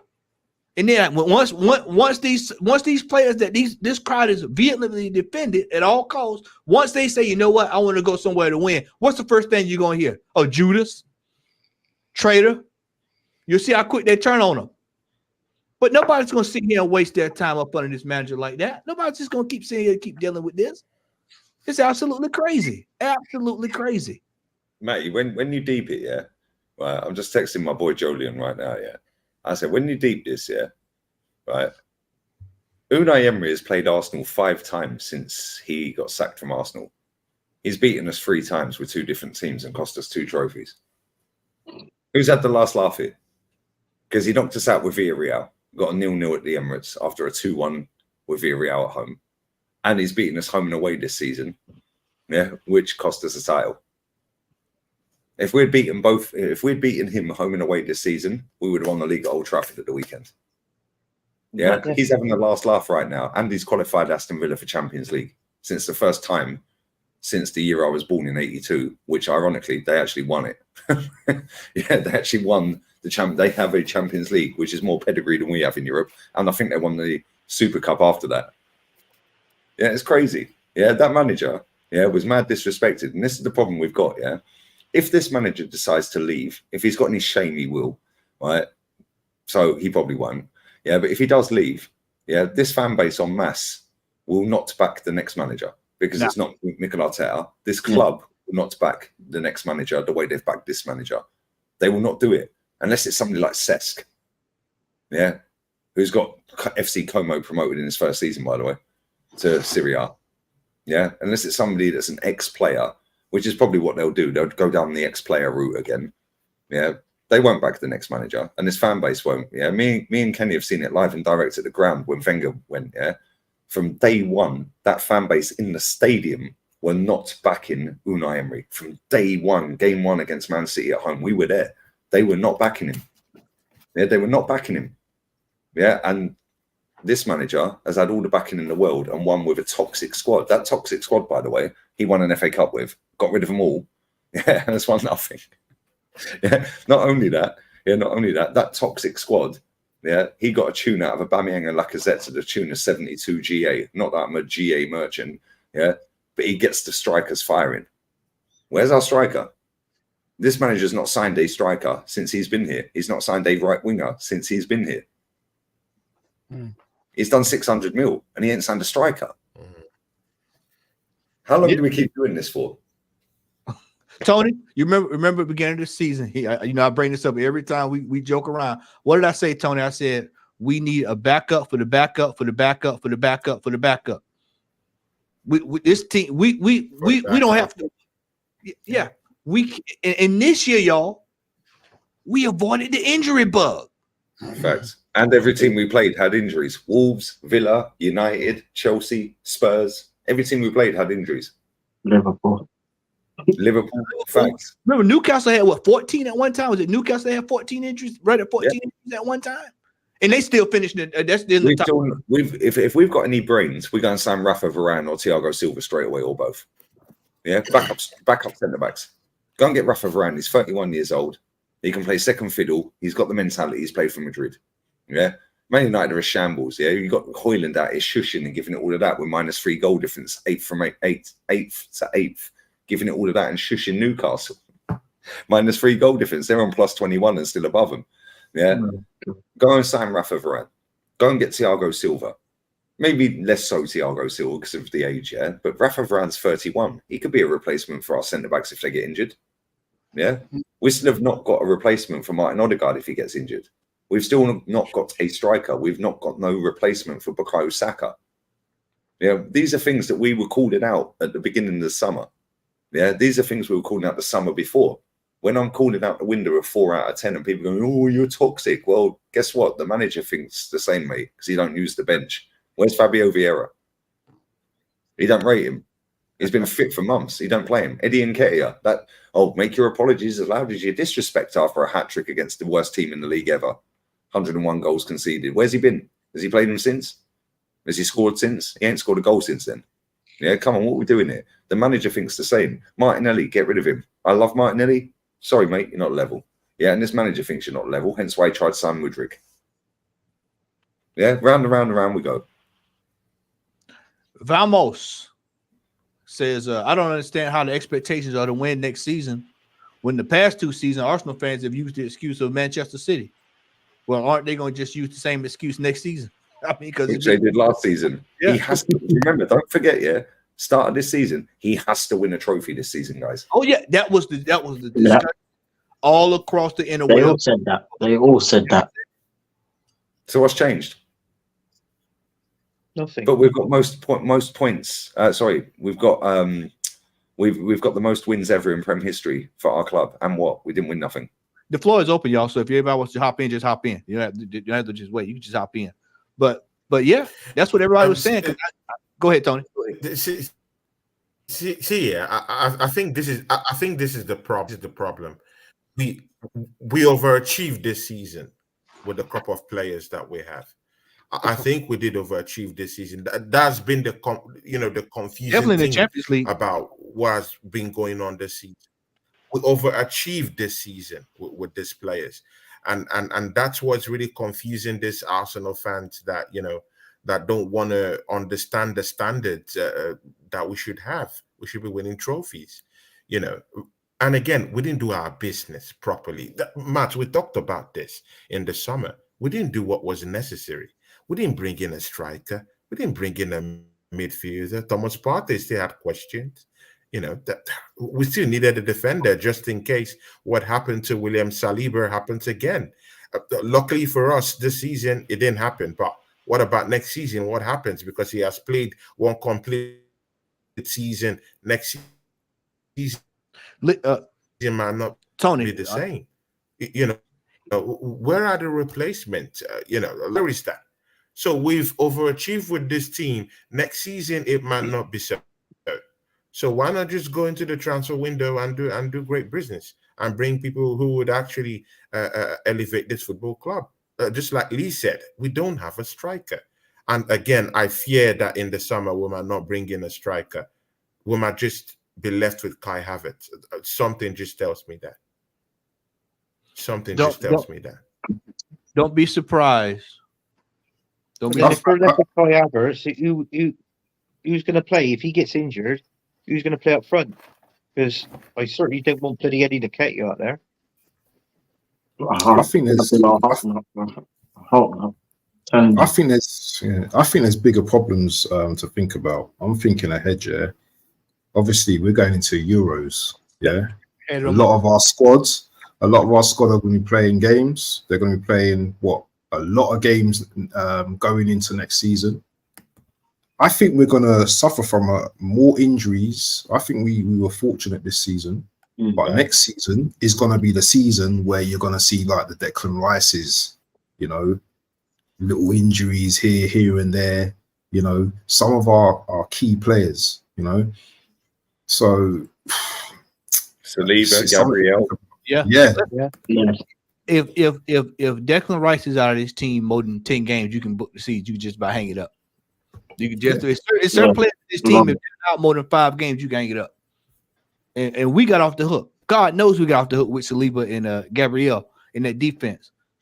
Because if we'd have had to go through what we went through at Rob Holding last season with Zinchenko and putting Ben White back in the middle, brother, it'd have been rough days this year. Rough days. We have got to. That's just so much wrong with this team and the way it's constructed. And as Tony just stated, I firmly believe we overachieved in the Champions League, because when you look at a team look at the teams that's left standing in that, it's clear we weren't nowhere near those teams. We're not on the level of any of those. But Matty, it's our first time back in it. We called this at the start of the season. We're going to get dumped out. Yeah, first time back in it. Round and round and round we go. Oh, and what? Jose got first time in there and won it. Yeah. First time with Porto, won it. But they're going to say that's not realistic. Which, by the way, when he went to Chelsea, he was up against this lot. Yeah, invincible. Yeah. Mm-hmm. Yeah. And prime Fergie, who could pick any fucking player in the league he wanted. Yeah. With, by the way, a younger squad by 2 years. The average age of that Chelsea squad was 23.7 years. The average age of our squad is 25.7. So how did he win a League Cup and back-to-back titles? Up against this lot and against prime Fergie. But Pep, fuck off, hijo de puta. Yeah? Fuck off. Okay. Yeah? They always want to use that as an excuse.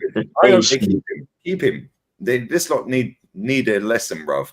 They're the mouthiest fans in world football on the internet, yeah, for winning nothing. You notice Real Madrid fans don't get mouthy. You notice City fans are not mouthy. They're not mouthy.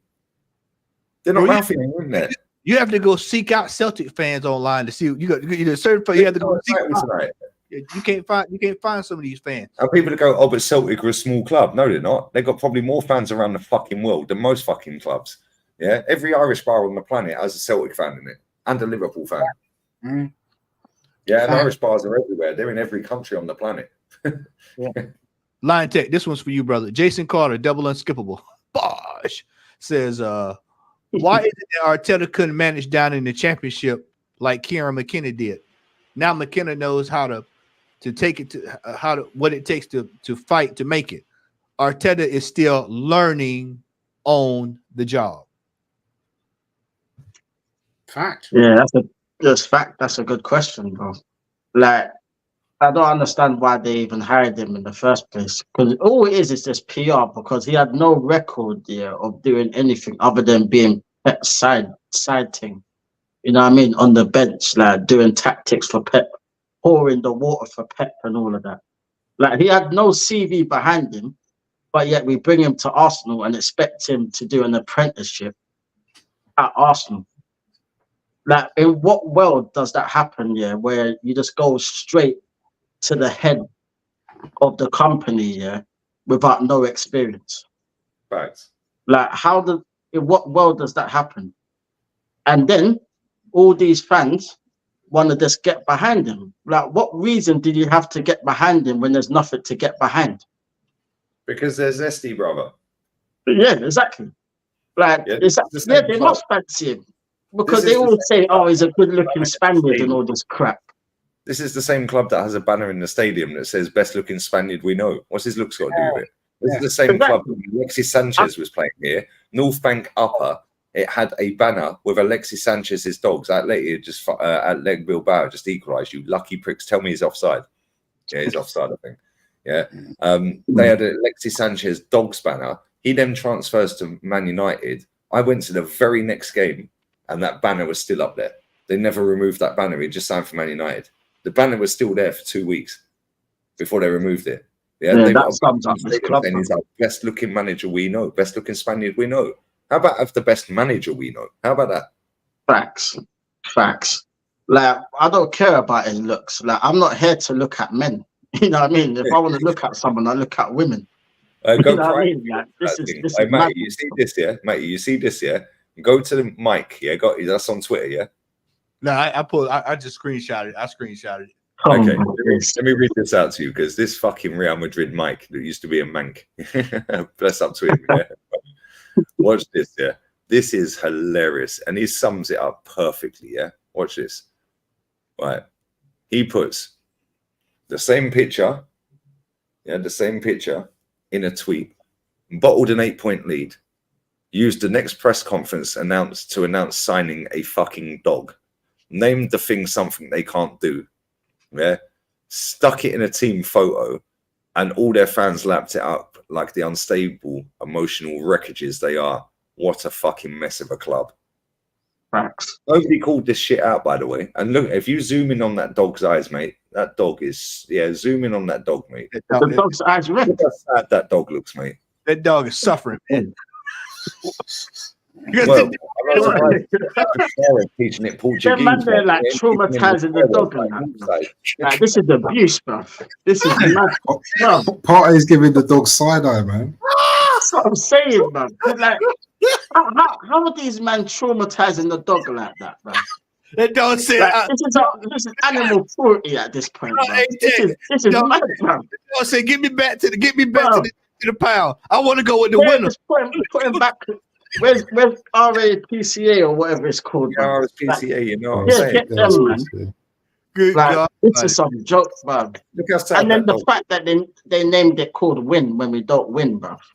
Like, tell me that's not on Nobody called it out, brother. Nobody called this out. Nobody called out this manager that had no CV, has never managed a club. Nobody called it out. They all backed it. Yeah, exactly. That's a red flag.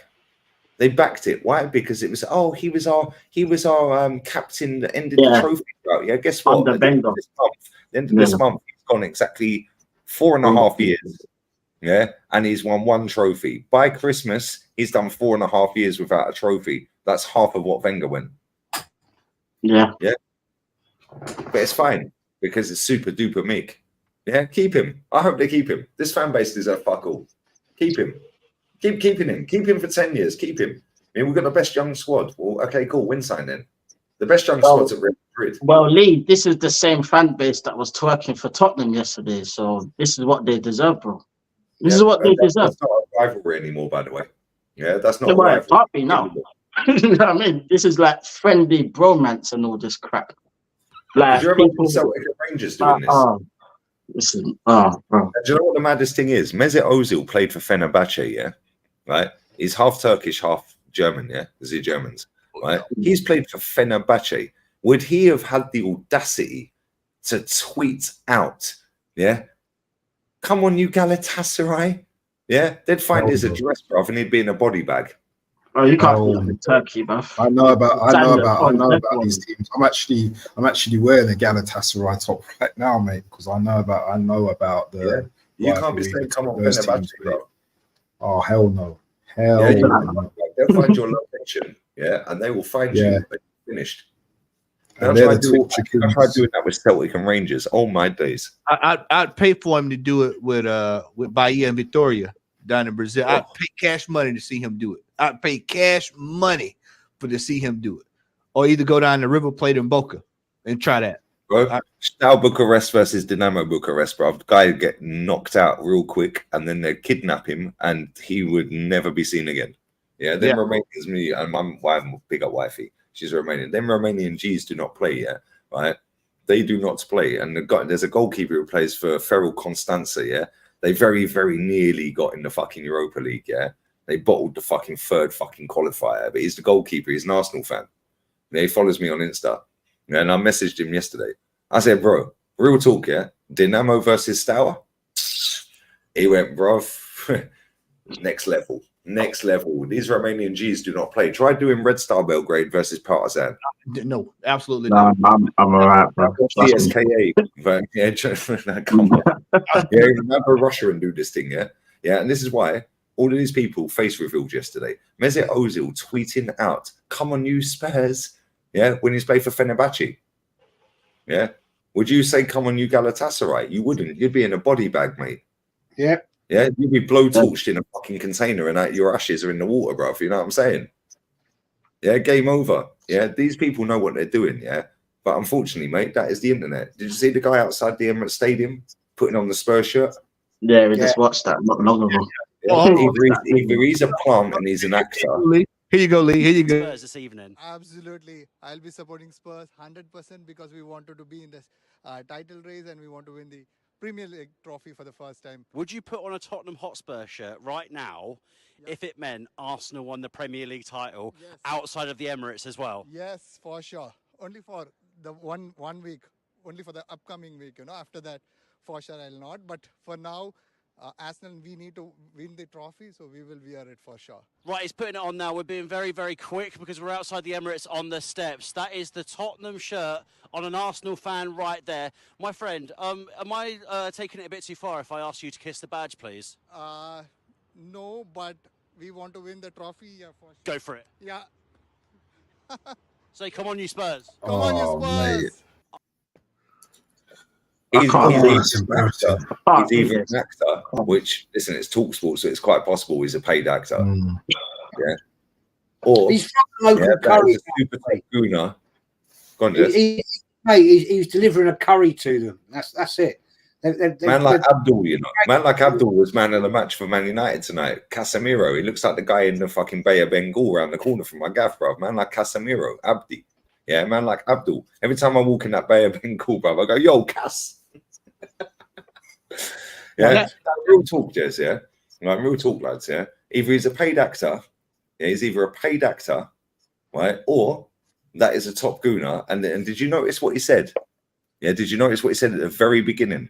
I'll bring it back again for Tony because Tony missed it. I'll bring it back one more time. Quick, mate, before you play it, listen to this real quick, yeah? I'll say this, yeah? I'm going to go for a piss as well. Real quick, he says, we will see our first Premier League trophy. Here we go. Tony, this for you, brother, because you missed it. Spurs this evening. Absolutely. I'll be supporting Spurs 100% because we wanted to be in this title race and we want to win the Premier League trophy for the first time. Would you put on a Tottenham Hotspur shirt right now if it meant Arsenal won the Premier League title outside of the Emirates as well? Yes, for sure. Only for the one week, only for the upcoming week, after that, for sure I'll not. But for now, Arsenal, we need to win the trophy, so we will wear it for sure. Right, he's putting it on now. We're being very, very quick because we're outside the Emirates on the steps. That is the Tottenham shirt on an Arsenal fan right there. My friend, am I taking it a bit too far if I ask you to kiss the badge, please? No, but we want to win the trophy. Yeah, for sure. Go for it. Yeah. Say, come on, you Spurs. Come on, you Spurs. He's a paid actor, man. Can I just bring this up? I just want to address this little prick, right, in the chat. What's his name? 21, right? Racist Jez. How have I been racist? How have I been racist? Static, get him out of here. All I said, he was from the local Indian restaurant. Is that disrespectful? Because my local Indian restaurant down the road, I know all of them. They're very good, personable people. I talk to them whenever I go down there. Yeah, I have a great night out of them. How the hell is that racist? Manny, I'm going to ask you that, man. You're from India. Am I being racist by calling him he's working maybe from the local Indian restaurant? Because he did in the video, Lee. I didn't even catch that until Lee said something. He said we're going to win the Premier League for the first time. So he must have been paid.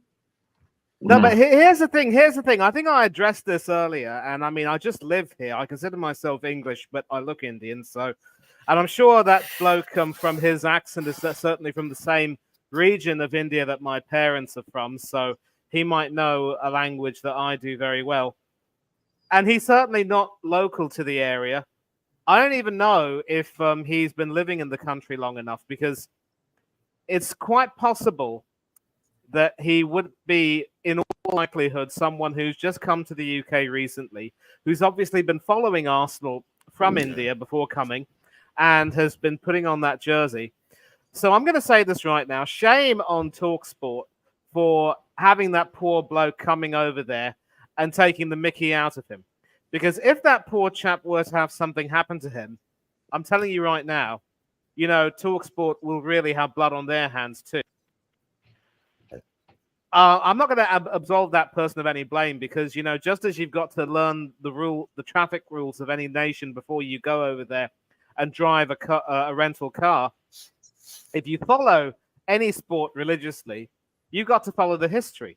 But clearly, the big problem is that for far too long in India, and I will say this, long before the 2000s, there were no means of being able to follow the English Premier League, apart from maybe newspaper clippings and maybe watching a few possible highlights on the television. The only footballing exposure that you'd get would be during major tournaments like the World Cup or even the European Championships, maybe, or anything of that sort. So for him to sort of, I mean, for several of these fans like him, they don't really have that, never had that level of exposure. And suddenly, now that they've gotten it, they seem, only too eager to try and latch onto the bandwagon. But then that's the problem.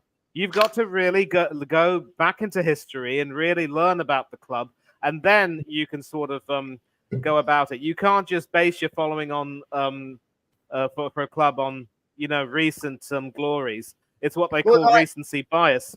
And I'll get to your question in a minute. I don't think necessarily you're being racist, but what I will say, with all due respect, sir, is that you cannot assume that a person is from the local takeaway, because we don't know any. We don't know anything. We don't know anything. It's a joke. But here's the thing. We don't know anything about the person. We don't know what his occupation is.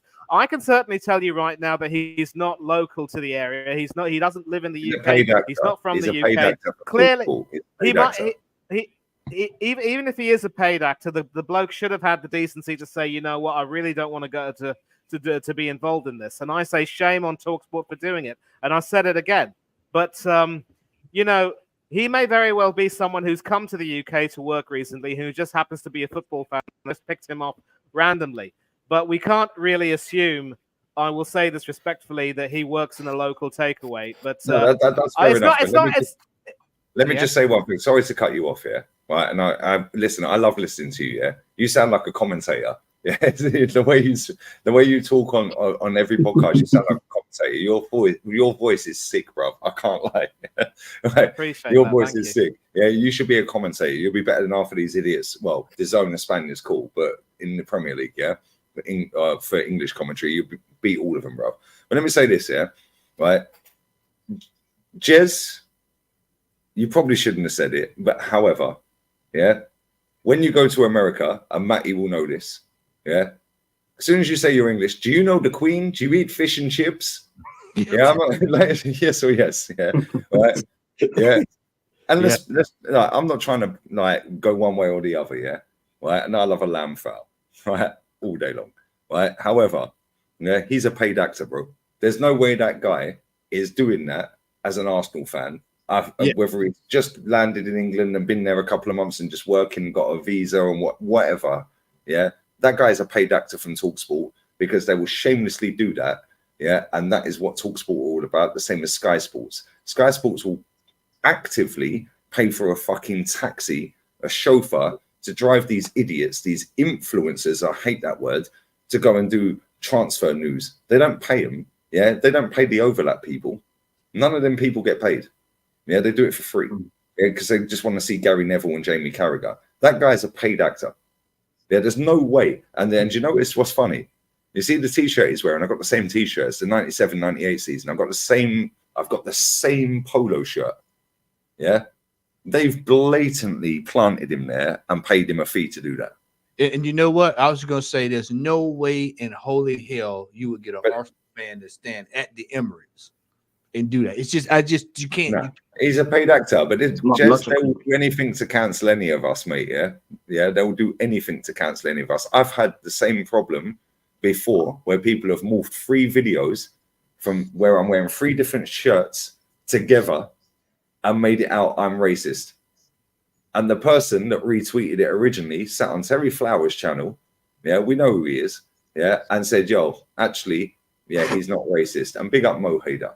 Yeah, because he got it twisted and then realized it was a Buki thing, and then said, "Yo, actually, yeah, that's out of order," and called that particular person out on Twitter, right? But these people, Jez, in the comments, somebody a clip, whatever, yeah, they will do anything to cancel us because it's a fucking echo chamber. Super duper Mick, and anyone who goes against it, they'll find one little snippet that they can do out of context, in context, whatever, to cancel you, mate. Yeah, and to cancel me and to cancel everyone on this panel and in the chat. Yeah, fuck them all. Yeah, fuck them all. I agree completely, and I'm going to say this right now. I've been on podcasts with Jez for several years now, and I've never considered him. If I believed that Jez was a racist, there is no way I'd be involved with him. Let me tell you that right now. I will say that the comment was perhaps a little bit, out of taste in a way, but Jez is racist. So I'm standing up for Jez right now. And listen, I am English. You can tell from the accent. I was born in the UK, brought up there, but my parents are Indian. So I've lived in the US for several years. People come to me, they ask me something, and I reply to them. Hey, do you know Donald you're Trump? English. Hey, do you know Donald Trump or Biden? No. It's not that. It's not that. But, I mean, they know about the South. You know about the South. I'll tell you that. Yeah, I lived in Tampa in Florida, and people would often ask me something, and they'd be shocked to know that I was actually English. I think the first thing they would have asked me after that was, how do you like your curry or what have you. But then they've also asked me about whether I knew the Queen or whatever. So, I do get that. I mean, some people are just ignorant in that respect. But, at the end of the day, Jez, you're not a racist. Otherwise, I'd walk out of the stream right now. But I hope you're going to appreciate my honesty, sir. No, Manny, I appreciate it. I said it as a joke. Mate, look, I didn't mean any harm. I didn't mean any disrespect. I said it as an off-the-cuff comment, right? I know loads and loads of lovely Indian people from all parts of India, right? And I am no way ever a fucking racist, right? I just did that. I take it back. I said it as a joke, right? Yeah, but Jez, at the same time, if you flip it the other way, right? If you flip it the other way and say, "Yo, yeah," you walk into a pub in London, and ask for a Stella Artois, yeah, and there's a white geezer behind the bar, yeah, fucking meathead with bulldog tattoos, go Benidorm, yeah, bulldog, get out of here, man, yeah. Is what it is. You order a pizza, yeah, what, an Italian's turning up, like it's the same shit. Different ways around, isn't it? Yeah. The difference is people will always cuss us out, Jez. Yeah, right, for anything. Yeah, for anything because we're Arteta out. Yeah, and they will find the smallest little thing. Yeah, just in it. Man said, "I'm a handy glue." Go ahead, Tony. Yeah, guys. Yeah, in that same light, I would like to speak up for Jez. I've worked with Jez, for a long time now, and maybe not for years, but within a short period of time. And, he has always taken me as as part of his person. And, I've never felt in any way, alien, or he has never treated me differently. Tone, fuck these people, man. Of course, I do agree that the only time you ever get cancelled, Tone, yeah, and I've said this before. I do understand that thing. The only time you ever get cancelled is when your own people, your own chat, your own fucking I don't want to say the word fam or the words fan base, yeah, but your own supporters of your content, yeah, give up on you. I've said this before, yeah. I put a comment out there many times, yeah, about mental health and this and that, and people go nuts. I then put a comment out one night, and some guy, funny enough, he was Canadian. He wasn't an igloo, right? But he replied back to me with the N-word. So I quote tweeted him back and used his word back. The whole internet went wild. Yeah. Guess who got suspended? Oh, he did. Yeah. But they tried to make a thing out of that. Yeah. So do you know what I did? Yeah, before I knew he got suspended, I went to my live stream. I've 190 countries have watched my channel. I said, "Yo, have I done anything wrong here? Because you're my guys. I see you and talk to you every day." They were like, "Fuck this dickhead." Yeah. And he got suspended. But this is the thing, Jez, yeah, and everyone else here. They will try to cancel us for anything. Anything. They will try to report everything. I'm locked out of Twitter for 7 days for calling someone a fat fuck. Well, fat see you next Tuesday. He is. Ain't my fault he's obese, but he can deadlift 260 kg. You're still fat. Hey, let me throw this out there. And this is that's the first time I went back at him, by the way.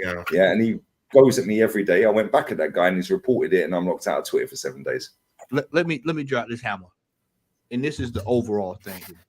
What TalkSport did was extremely dangerous, but it also goes to show it goes to show you how reckless that it's been across social media the last 48 hours. How reckless everything has been. You know, I think Kenny brought it up on the chat earlier today, after we got off the chat, about how you had Arsenal fans at the Tottenham Stadium last night celebrating, jumping around. Somebody could have got hurt. Somebody could have got hurt yesterday. Because if, like you said earlier, Tech, if they were punching and fighting after we beat them, then what the hell you think they're gonna do at the stadium? You don't have any kind of cover on you. So this like I said, social media is getting out. Jez, just change your name from Arsenal History and More to Arsenal Jez, the comedian. Because if you're a comedian, you get away with anything, so it's fine. Yeah. Well, I think you'll find that even comedians have become fair game for being cancelled these days. This is true. This is true. Yeah, they're coming after them. Do you know who's in Marbella? Everyone. Man in Marbella in August. What's his name? What's the fucking dickhead's name? Oh, what's his name, man? He's got dry humor. Not Jack D. What's the other one? Oh, what's his name? English guy, dark hair, did 8 out of 10 cats. What's his name? Oh, Jimmy Carr. Oh, Jimmy Carr's in Marbella. I might get tickets. He's in Marbella in August. But just say you're a comedian. Yeah, from now I'm lead comedian. So we're gonna start the round things down here, but we are going into the penultimate weekend of this season. I've been looking today. I've seen a few people still somewhere. They're still holding out hope that this the Irons are gonna put something in the fire on on Sunday. And the 5 million add-ons for Declan Rice if he wins the title. And they said they're gonna do it for Moyes, and I keep trying to tell people they already did it for Moyes. They won the European trophy last year, so that's over and done. So they're not. Moyes is dipping, bro. Yeah, Moyes, he's on one he's on his way to retirement or to a TV studio somewhere. He'll probably be on ESPN FC. Lee, we'll probably catch him over here. But yeah, this is done. This season is done, and it's gonna be. I'm interested in the atmosphere in the Emirates this weekend because you're gonna have people looking at their phone. They're still gonna be looking at their phone, and when those 2-3 goals go in over there at the Etihad, it's gonna be some sick, sad folk, and or it could be like it was last year at the end of the game last year, where everybody was jumping around celebrating, talking about how great it was and how good of a season they had last year. So it's just no telling what you're gonna get this weekend. But I just know that I'm glad for this season to be over with, because this has been one of the longest mentally draining seasons that I can remember. And I'm talking even worse than the 8th place finish. That was it, because you knew it was over. You knew nothing was going on there. This season's gone on forever. Let's just be real with this. It seems like it's for 3 years. Yeah. With all the breaks, the international breaks, the winter break, bro, like not having a game for 2 weeks and then having fucking 8 in 1 month, like then having 3 in 1 month. It's gone on forever. I can't wait for it to end.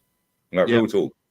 Don't forget about last year when we had Her Late Majesty's passing and the World Cup and so many games getting postponed and so forth. The King's coronation as well. Like, it was just long, wasn't it? Exactly. But what really is going to get my goat, gentlemen, and I'm sure that some of you will probably want to pipe up here, is that when Luton played their last game I think it was their home game at Kenilworth Road, and of course, they are as good as relegated. The crowd saw it fit to put up a banner saying, we're proud of you, I think. And I think some Arsenal fans have made it clear that that's what they're planning to do. And I think several of you might have already done this on some of your streams earlier. I just want to say this. Many of us will remember teams back in the day, better teams than the ones we have, which we have now, who also finished second in the Premier League after an arduous season and went toe-to-toe with the winners. They never got banners like that. So the fact that people are actually thinking of doing that this year, they might have done it last year as well, I don't know. I mean, seriously, things have really gone poor. And the fact that even now, we still haven't even learned our lesson from the whole Spurs debacle. Now, we've got this one person whom, Jez and Lee and others will know, apparently putting up a tweet saying, West Ham, do this for your former captain. I mean, you have the nerve to talk rubbish about these teams all season, saying that they're not at your level, and now and that their managers are the team's managers have no tactical awareness and are really poor quality, and now you expect them to do you favors. The lack of shame, the lack of standards. There's a part of me that doesn't even want to watch our last game at Everton because I think we all know what's going to happen. I might actually. Well, we've only won 4 out of the last 10 against them, and they've won 5, and we've drawn 1. You talking Everton? Yeah, we've won 4 out of the last 10. You sent that to me yesterday. Yeah. Don't forget. You said that to me as well. His record is. They've beaten us more times in the last 10 games, home and away, than we've beaten them. Yeah, and his record against Dice is 2-3. He doesn't have a good record against Dice. And that's the thing. I don't even want to watch that game because I don't want to see the scenes. I might just tune in to see City's coronation, as it were. I mean, Aston Villa have already qualified for the Champions League. I won't be watching them. There's something about the team these past 2 seasons that sometimes has really turned me off in many ways. And next season, the sad part is, I think most of us have made our peace with the fact that he is going to be here for one more season. But if things don't get any better, the sad part is we all remember the protests near the end of Arsene Wenger's reign. Can we at least depend and can we at least depend on something similar happening at the end of the next season if we don't win anything? I don't know. No chance. No chance. The only way something will go south is if we lose the first 5 games. That's the only way some would change. No, even that, matey. This club lost the first time by 3 goals at home. Sorry, excuse me. First time at home to Aston Villa under this manager since 1928. Yeah. We then got to December 2020. He lost to Leicester. He lost to Wolves. He lost to Burnley. He was getting pumped every week. Yeah, every week. Yeah, 1972, 1974, 1970. The records getting broken left, right, and centre. Fair play, he spun it around. Yeah, but I'd expect you to spin it around when you spent 600 fucking million, mate. Yeah, when is it acceptable to call out not winning and wanting better? But then and this is where these Arteta fans fall down. Yeah, because they go, oh, but nobody can win until Pep leaves. But I'd give him 1 more season. Okay, so what if Pep stays for 10? Then what? But you'd give him 1 more season. But what if Pep stays for 10? And then you've got the likes of a Gale, and big up a Gale. I've got no drama with a Gale. He's actually a nice guy, but he's mad deluded on Arsenal. Yeah, and he knows that. We spoke yesterday on the phone. Right. However, yeah, he said last season, the summer, along with all of these fans, he has to win something this season. Has to win something. Now, fast forward to the end of the season. Well, he's got the most wins ever in the Premier League, and we've got more points than last season and a better defence. Go on, give him another go. Okay, cool. What if we lose the league by 1 point next season or goal difference? What, you giving him another go? Yeah. And let's not forget, yeah, right, when people say it's progress, okay, cool. Well, Leicester won the league and finished 12th straight after. Yeah, Chelsea won the league and finished 10th straight after. Sheffield United finished 7th and got relegated the season after. Burnley finished 7th and then fucking just stayed up on the last day of the season after. They got Europa League. Yeah, and then finished just above. Yeah. So just because your league position is closer to the title, but you still didn't win it, doesn't mean you're going to progress the next season. I've just texted my friend, right? And I wanted to do this while I'm live. This guy has had a season ticket at Arsenal for 51 years. My boy Jay, this is his dad. Yeah, he's a Hackney carriage driver in London. 51 years he's had a season ticket. He's 61 this year. He's had a season ticket since he was 9. I put you staying for the lap of shame, mate. I'm not even lying. Yeah, whoops. You're staying for the lap of shame, mate. Yeah, obviously it's green. Club's gone, matey. I'm really pissed off at the moment, mate. Another year without a trophy. Yeah, wrong tactics against Villa at home pissed me off. Just want the season over now. We should have won it this year. Yeah, 1 point out of 12 against Villa and Fulham. Hope you're well, mate. Yeah, watch this. Yeah, 51 years. You turning it in. Yeah, last year on the lap of shame against Wolves. Yeah, and he's gone from the Highbury Stadium to the Emirates, and he's still seated with the same people around his age from the same blocks back in the day. Oh, John, where you going? Granite Xhaka, we want you to stay. We want you to stay. Yeah, John, where you going? You're not staying for the lap of honour. You went lap of fucking what? Lap of shame. We ain't won nothing. Oh, you're so negative, John. These are people the same age as Jez. Mm-hmm. They're gone. They're too far gone because they've been sucked in by the PR. He has had a season ticket 51 fucking years and he's ready to turn it in, trust me. Yeah, because people have had enough. Yeah, Kenny sees it all the time. There was people standing next to Kenny the other day fucking cussing this football club. Yeah, 1 more year of this bullshit, you can go with your online crap. Yeah. When them fans in that stadium turn, it's game over. Yeah, it's game over. And if that means we get panned for the first 10 games, so be it. Because this manager is not it. Yeah, and he's proven it, and he's had more PR than any manager I've ever seen in my life watching football, and I'm 42 in 3 weeks. I've never seen a more protected manager. Far as I'm concerned, all of them getting it this summer for me. Every last one.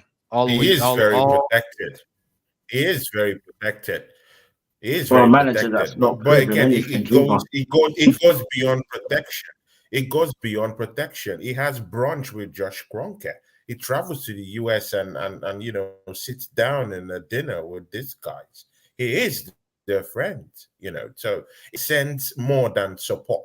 They love this manager. They love him, and that's why he's going nowhere. He's here to stay. So Arsenal fans should demand more. I think it lies with the fans. Yeah, we should be demanding more. And personally, I would like to cut the head of the snake. I think the problem is a Kroenke's manager, up there for Arsenal fans to suck up to him. They are the problems. No matter how we blame Mikel Arteta from today till tomorrow, I think the head of the snake is the problem, and that's the Kroenke's. Facts. They will have dinner with him. If he doesn't leave and they don't get rid of him, I'm Kroenke out all next season. Herb, you want to say something earlier, Anthony? Anthony Herb. Yeah, well, it's just like, it's like what I've been saying before. I mean, obviously, we're blaming Arteta, which is fair enough. We want to make the squad, out the team. You've got to put Edu in that equation as well. And I'll be the same as what Lee just said.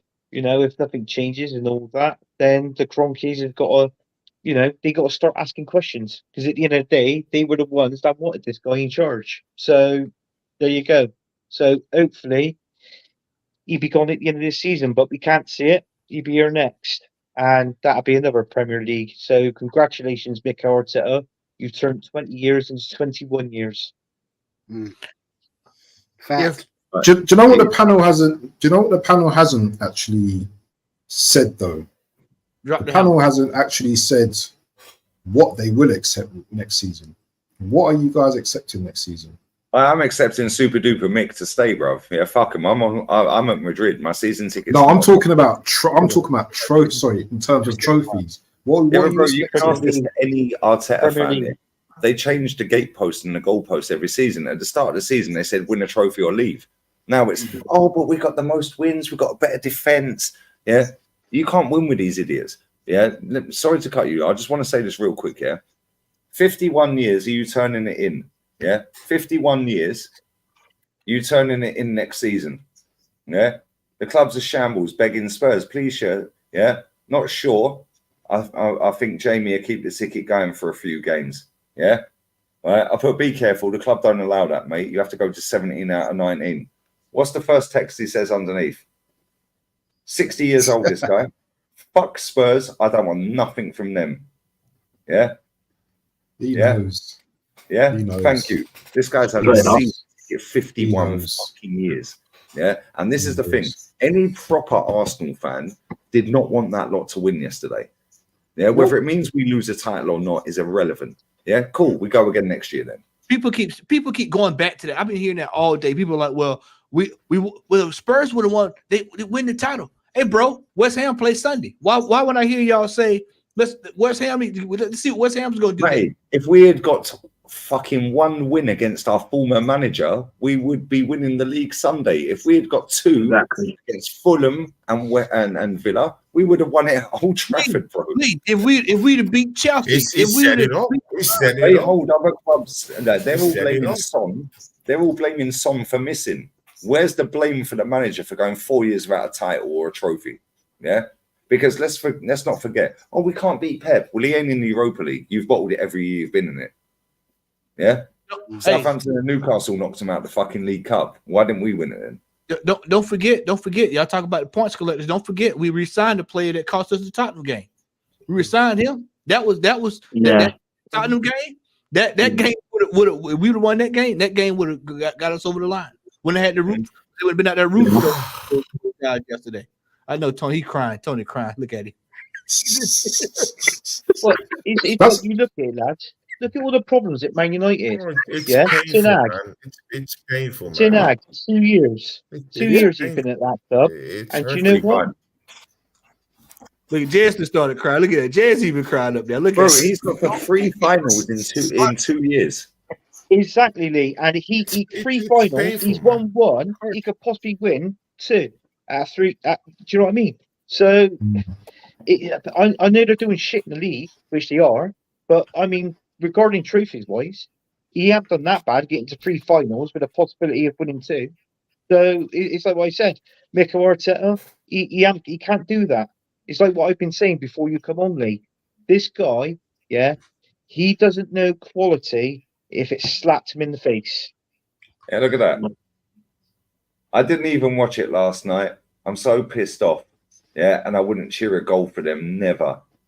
If they did get a draw, all good, then good for us, but fuck them. 60 years old, 51 years of season ticket holder, yeah? All these dickheads that sold their soul yesterday, yeah? You face revealed, and that'll never be forgotten. 14th of fucking May, 24, you dickheads have buried that fucking derby. You've buried it. You've buried it.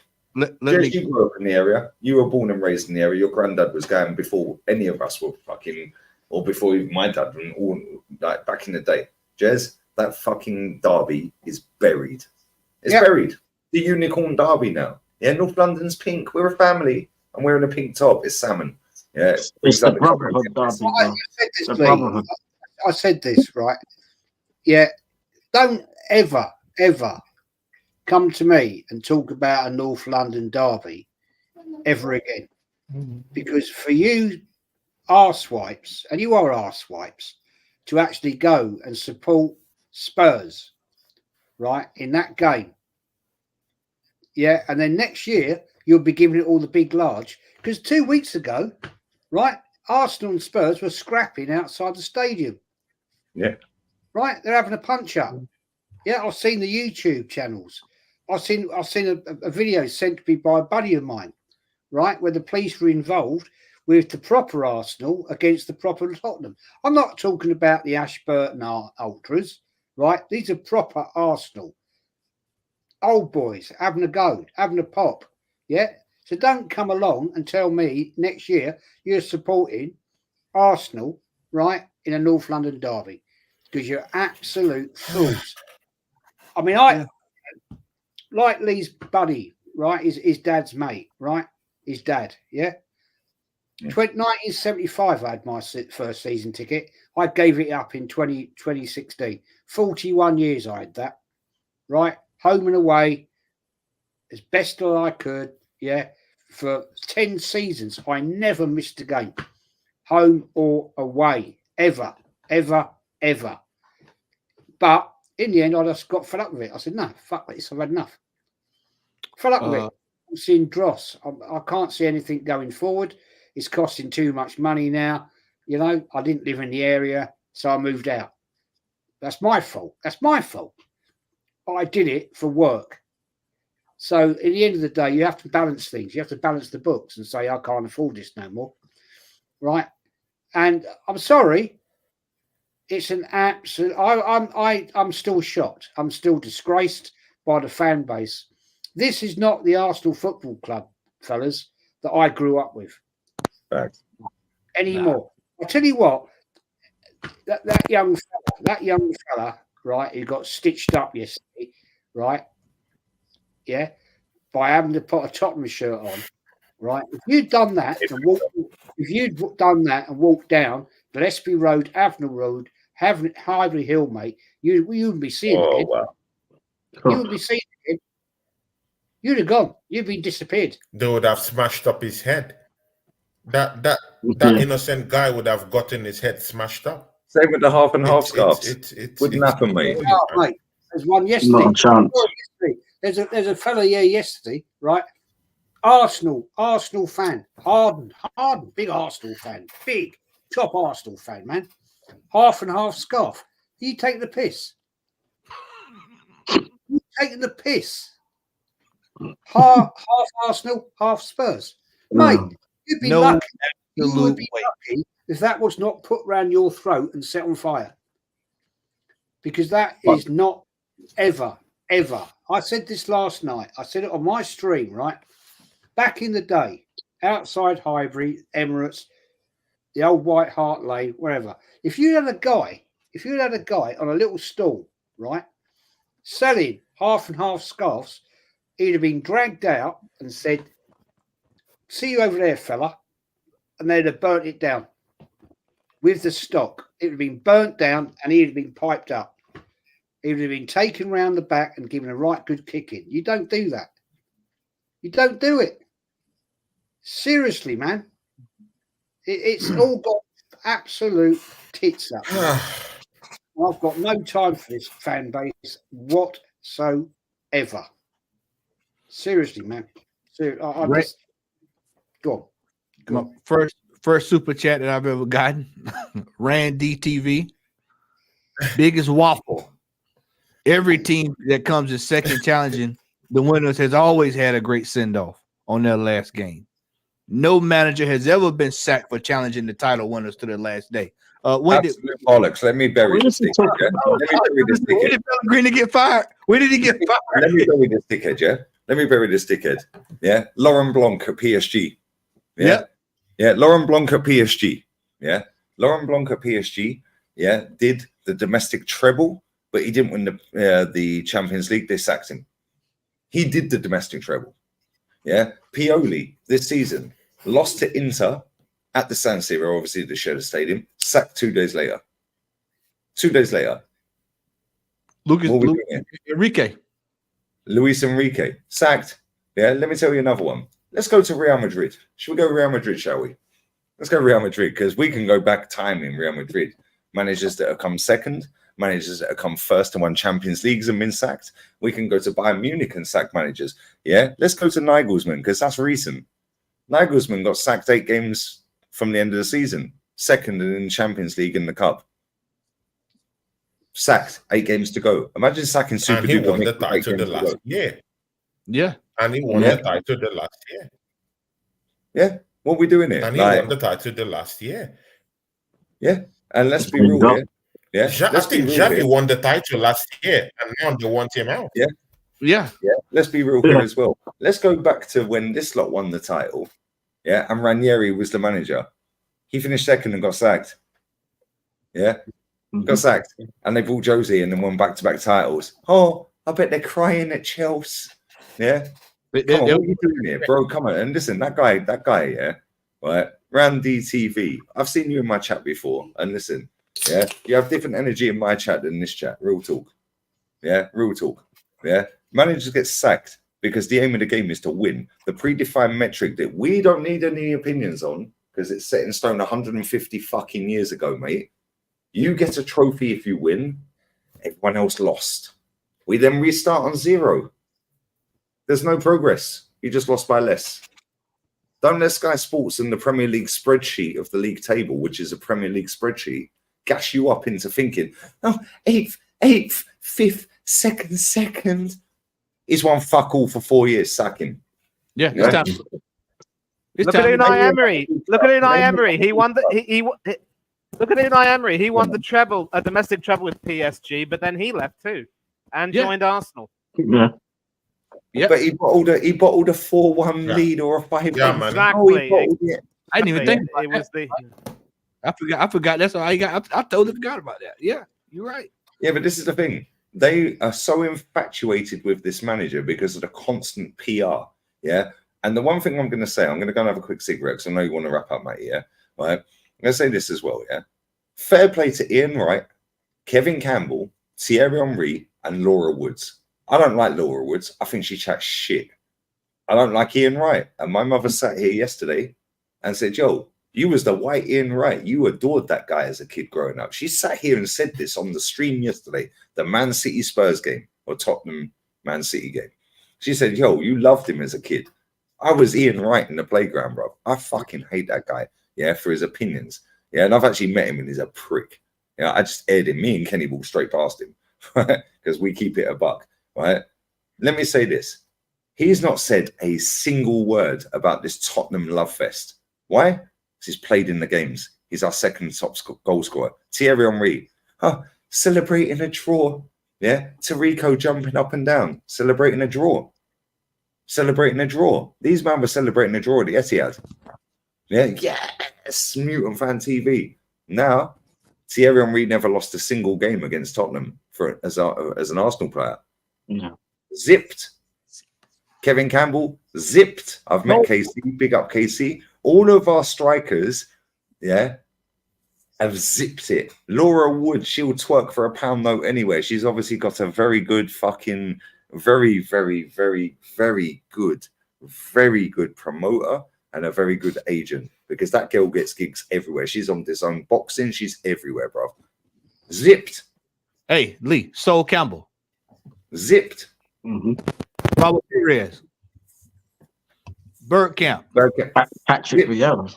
Patrick Vieira. Petit. Emmanuel Petit. Lauren. Paid. Gilbert. Freddie Umber. Zipped. Theo What about Walcott. Merson? Theo Walcott. Please. Please. What What about Merson? Hey, go ahead.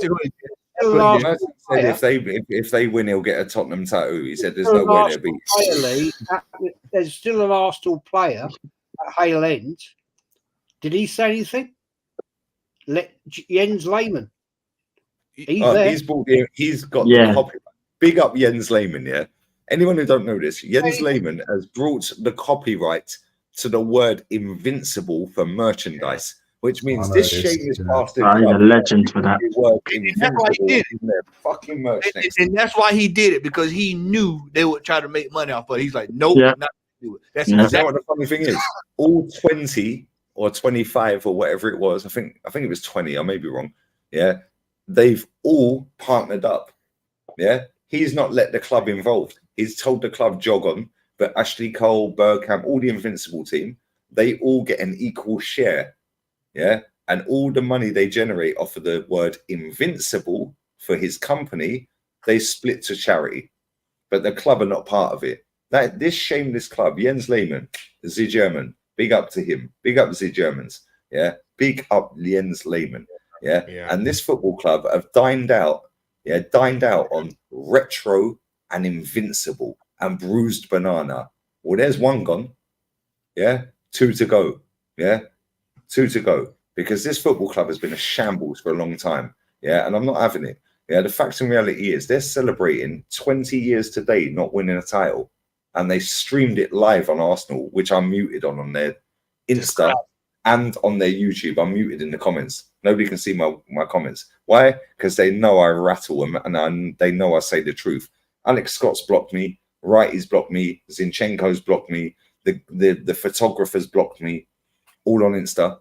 I've never spoke to Zinchenko ever, never commented nothing, don't follow him, nothing. Blocked. Why? They're rattled. Yeah, keep saying what we're saying, lads. Yeah, we have a platform and we have a voice, and don't let anyone silence any of us. Yeah, no matter how big or small your platforms are, do not ever, ever, ever let these dickheads silence you. Yeah, if you believe in something, believe in it, whether you're hated or not. I'd rather be hated for being real than being liked for being fake. That's 100%. Because I went to bed last night. I can tell you myself, I laid down last night without any guilt on my conscience, because I know it was a whole bunch of folk yesterday that couldn't go to sleep last night after what they did. And I could show my face on the internet knowing that I stood strong on what I meant. And yeah, you know, I can move on to the next week. Everybody else is still gonna be living in the past. Like Jess stated, the clips are out there. You can't put the toothpaste back in the you can't put it back in there. Nope. Yeah. Antia, gentleman, getting that copyright stuff for the Invincible. It just foreshadows what our club really is right now in terms of our recruitment, in terms of our signings. You know, we don't move fast in anything. That tells you everything you need to understand about our football club. We don't move fast in anything. The club would have made money from, you know, copyrighting that Invincibles. It's theirs to actually make money from it. But no, because we're not proactive. We're more reactive. And that's the problem.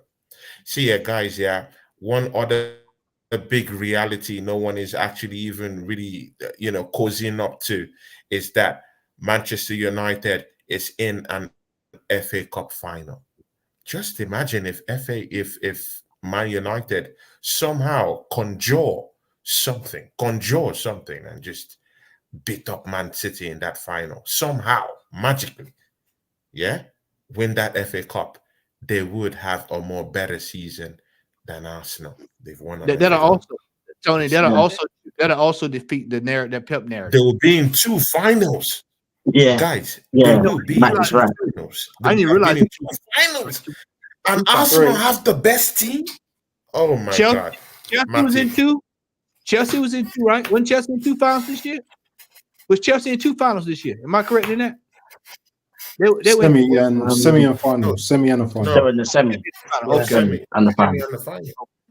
Yeah. Semi and the final. They could have been. If Man United win, they win the FA Cup. Yeah, and they'll be in 2 finals. Just think about it. How shocking it is. Tony, since we sacked Unai Emery, he won a Europa League. Which is with Villarreal. He's been to 1 final, he's won it since we sacked him. Is the Europa League above the FA Cup? It's debatable. But either way, he's won 1 trophy. Arteta's won 1 trophy. We sacked him, he's won 1 trophy. Yeah. Now, look at David Moyes. He got the job a week after fucking Arteta.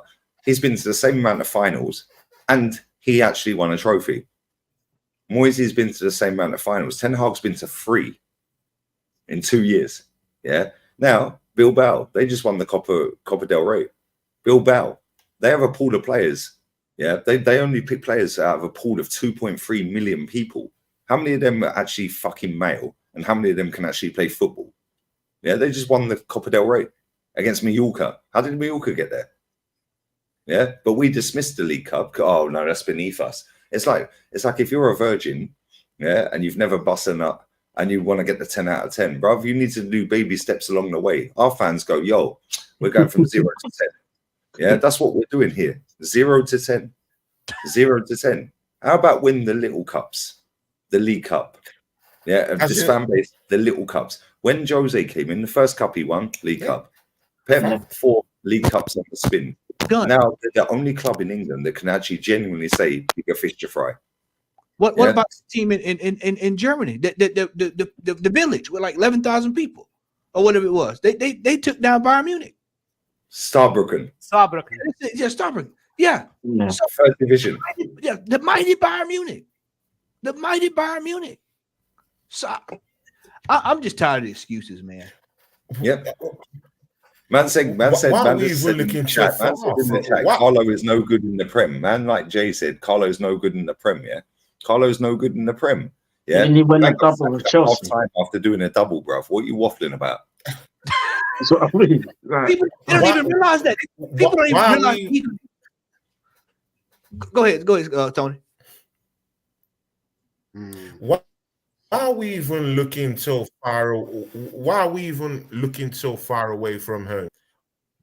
I said, why are we even looking so far away from home? Look at Jack Fabregas. He's just taking Como to the Italian Serie A with less budget than what Mikel Arteta have spent in the whole 4 seasons.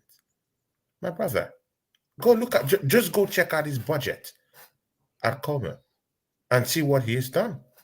I think I think the wages of Kai Havertz equals. I think the wages of Kai Havertz equals what he spent for Como. Yeah. Yes, mate. I think he'll stay for another year. And And now think they love Como him over there. is in Italian But you Serie A. talk to a lot of the older supporters, they think he's made a lot of mistakes and don't like him. He's a novice. Novice. Novice. There Exactly. you go. That's the word. Novice. That's it. Novice. Novice. This is And a guy final with 51-year season ticket, yeah? But he's a fake fan because he don't back the manager. Money, you say something, brother? And let me just say a final word on Cesc Fabregas. He's a far better looking Spaniard than Mikel Arteta will ever be. Damn. Not going to be an argument out of me. Manny, thanks for that, Manny. Thanks for that, Manny. I agree. His name too. Here's a few trophies to his Yeah, name. Manny, does he have nice drip? He doesn't need drip. I mean, like, look, he was obviously. I mean, he began his career at the club. I mean, you could just see he's the type of person who wears his heart on his sleeve. I think one of the videos on Twitter which you will see is a game between Arteta's Everton when we went over there and slapped them up 4-1. That might have been in the 2007-2008 season. What a season that would have been if that idiot Martin Taylor hadn't have butchered Eduardo da Silva's leg. But Fabregas ran rings around Arteta, and that idiot even got sent off for trying to slap him in the face with his with his elbow or something like that. He thought the referee didn't see him, but boy was he wrong. And why we ever signed Arteta, I will never know. But you know, Fabregas doesn't need any drip. You know, true beauty or handsomeness lies within, and for me, it's Fabregas over Arteta anyway. Yeah, thanks. Just to answer this Jay Geezer, who's obviously a troll, La Liga is very different to the Prem, mate, because they have elite mentality and they play football. They don't play bullshit. Yeah. The La Liga, yeah, last 19 finals they've got to in Europe. Europa League, Champions League, including the one coming, against non-Spanish teams, they've won 18 out of 18, soon to be 19 out of 19. Last time Real Madrid lost in a European final was in 1981 against Liverpool 1-0. Yeah. And this is the thing. You can go Germany, you can go Italy. Juve have just won the Italian Cup tonight. Where are they in the league? Where are they in the league? Man like Cafu. Yeah. Where are they in the league? Where are Farmers League? Yeah. The Farmers League. Yeah. The Spanish League has had 3 winners in the last 4 years. Yeah. We're soon to have 4 straight, a 4-peat. The Bundesliga had a 11-peat. And now a rookie manager has taken Leverkusen to the summit, 50 unbeaten, baby treble unbeaten. Yeah. Don't worry though, super duper Mick. Keep him. I hope we keep him. Hey, Madrid squad's wild. Madrid squad's wild, bruv. We've outspent them since 2008, you pussy. You can't test me on anything, bruv. Yeah. We've outspent Real Madrid since 2008. What are you waffling about? We've outspent fucking Pepe. Even said it in a press conference for 3 years. Yeah. Cafu, I'm afraid the more we have Brazilians moving to the Premier League, the fewer chances for Brazil to win the World Cup. Imagine being brainwashed by the media every week that you are the best in the world. Meanwhile, you are not near the best. I prefer La Liga because they have high mentality to reach finals and win them. In La Liga, they don't have a mouth in front of TV cameras telling lies about Spanish players or overhyping them to the world. They speak football there, not myth. Facts. Right. When you think about it, all the best Brazilians that they've produced, they've all gone to La Liga anyway. When you think about R9, Ronaldinho, Robinho, Rivaldo, Neymar, you name it, they've all played in that league. It's no coincidence, bro. Casemiro. Exactly, Casemiro, another one. Kaká. Kaká, Mario. Vinny Jr. Jr. now. The real star boy. Vinny Jr. now. You know what I mean? Rodrigo now. Like, it's endless, bro. It's endless. The amount of Brazilians they had. What's the young blood? Hendrick as well. Hendrick's going to be playing there next baby season Pele, too. the Don't baby forget. Pele. The baby Yeah. It's time to get with the real, man. It's just like this year. I don't know, and we're going to wrap it up because I know people got. Hendrick. But yeah, let Savio as well. I'll say this in closing. We watched, me and Lee, and all of us, because we've all had watch-alongs this year.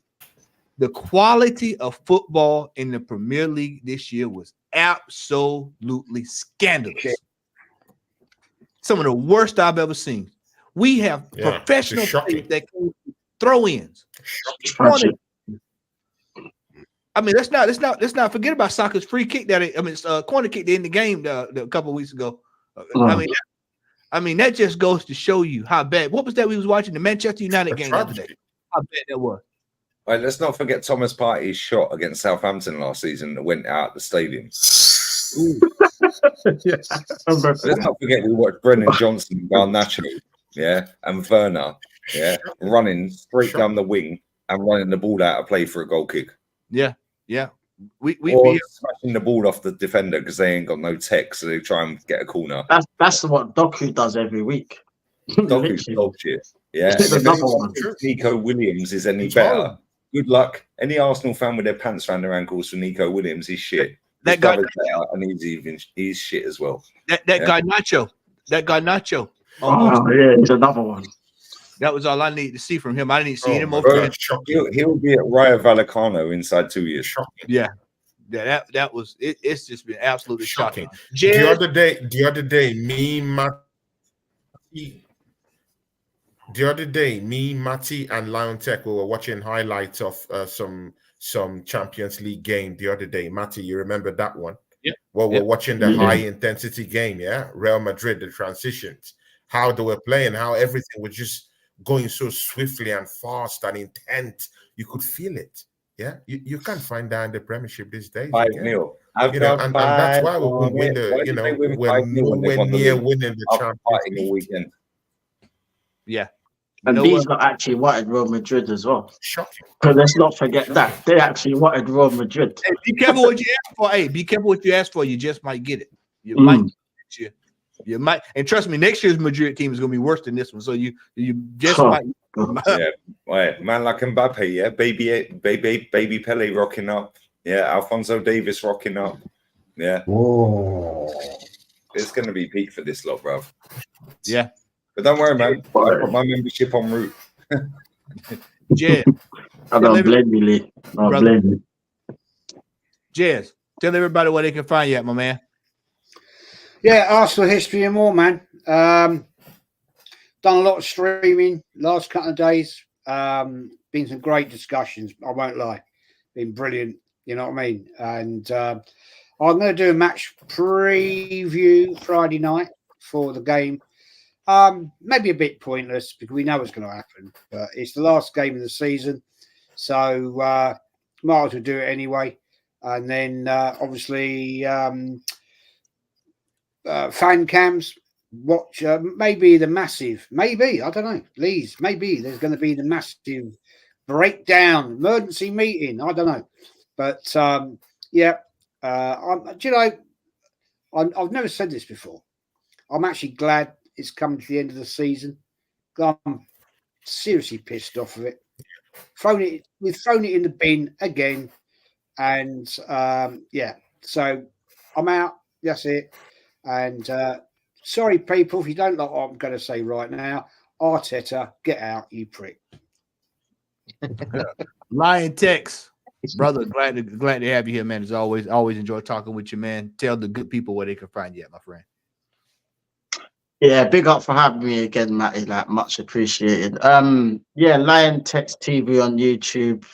So subscribe, people, if you want. You know what I mean? It's all about real talk because I just don't take no nonsense from this club, bruv.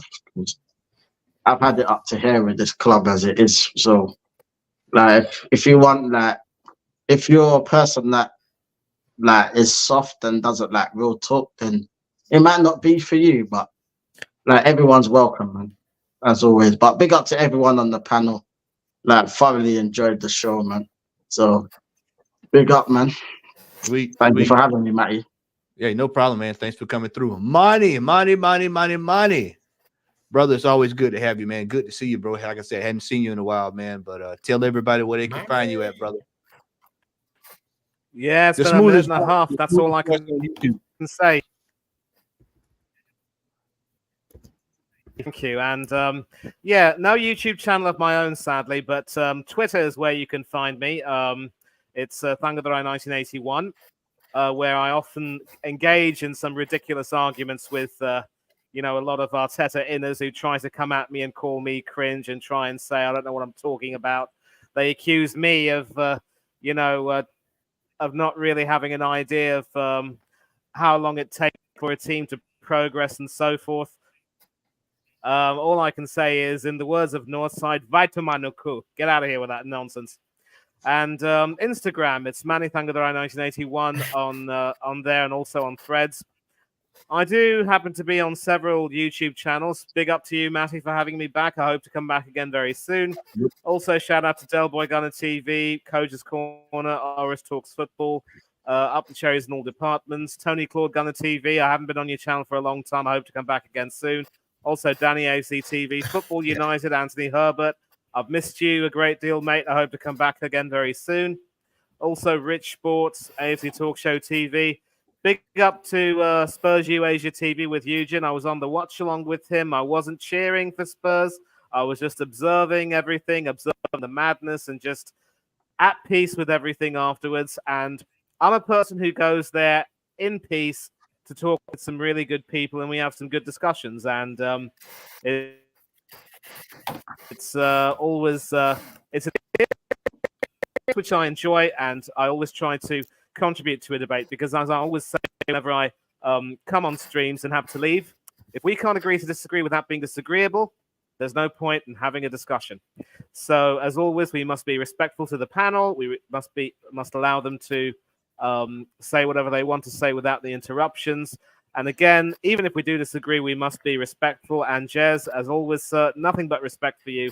I hope that the feeling will be mutual in any case. And nothing much else to say except, sorry about that, sir. I said, Manny, always, man. I've always got respect for you. I appreciate that. Thank you. And nothing much else to say except I need to go to sleep. But take care of yourselves. Be safe and be happy. Enjoy the rest of the week and the weekend. Do anything that I or the panel wouldn't do. For now, though, I'm out like a light. Good night, everyone. Have a good night, man. Good night, man. Anthony Herbert, heavy hitter. Brother, tell everybody Yeah, what you can find me on Early Doors TV, where we do the Good, the Bad, and the Ugly show on Wednesday nights. Tonight's show was cancelled because the guy who does the show, obviously, he had a problem at work. He had to sort something out. So you find me on there. Arsenal fan, West Ham, and Man United, where we just take the piss out of each other's teams. And you can find me on the Sunday night takeaway show as well. And also the guy above me, Jez Collins, who does an excellent show, gets excellent panel and guests. You can find me on his show as well. And make sure you like to subscribe to everybody. I'll give you the key. I was waiting for that. All right. You always do it to me. You always do it to me. Vance, tell everybody where they can find you at, my man. Good to see you again, brother. Hadn't chatted with you in a few weeks, man. You're glad to see that smile. Glad to see a smile on your face tonight, because last night it wasn't a smile. Mate, you know what? Yeah, I'll be real. Yeah, my Turkish team on 99 points. They're gonna win the league. 2 games to go. So you know what? I've got something to be cheery about. Hopefully, I'll be over there celebrating with them guys. But you know what? It is what it is. You know what? There's more to life than football at times, and more things going on in the world, than more important things going on in the world than watching Arteta mess up. But yeah, you lot can catch me on. Do you know I changed my name from Football Bench Channel to Waffle TV, because I'm gonna waffle I'm gonna start waffling forever now. So it's called Waffle Gunners, but I'm changing it to Waffle TV. So you know what? Yeah, catch me at Waffle TV anytime soon. Yeah, that's about it, man. All right, Big up. all right. And thanks for having me. Yep.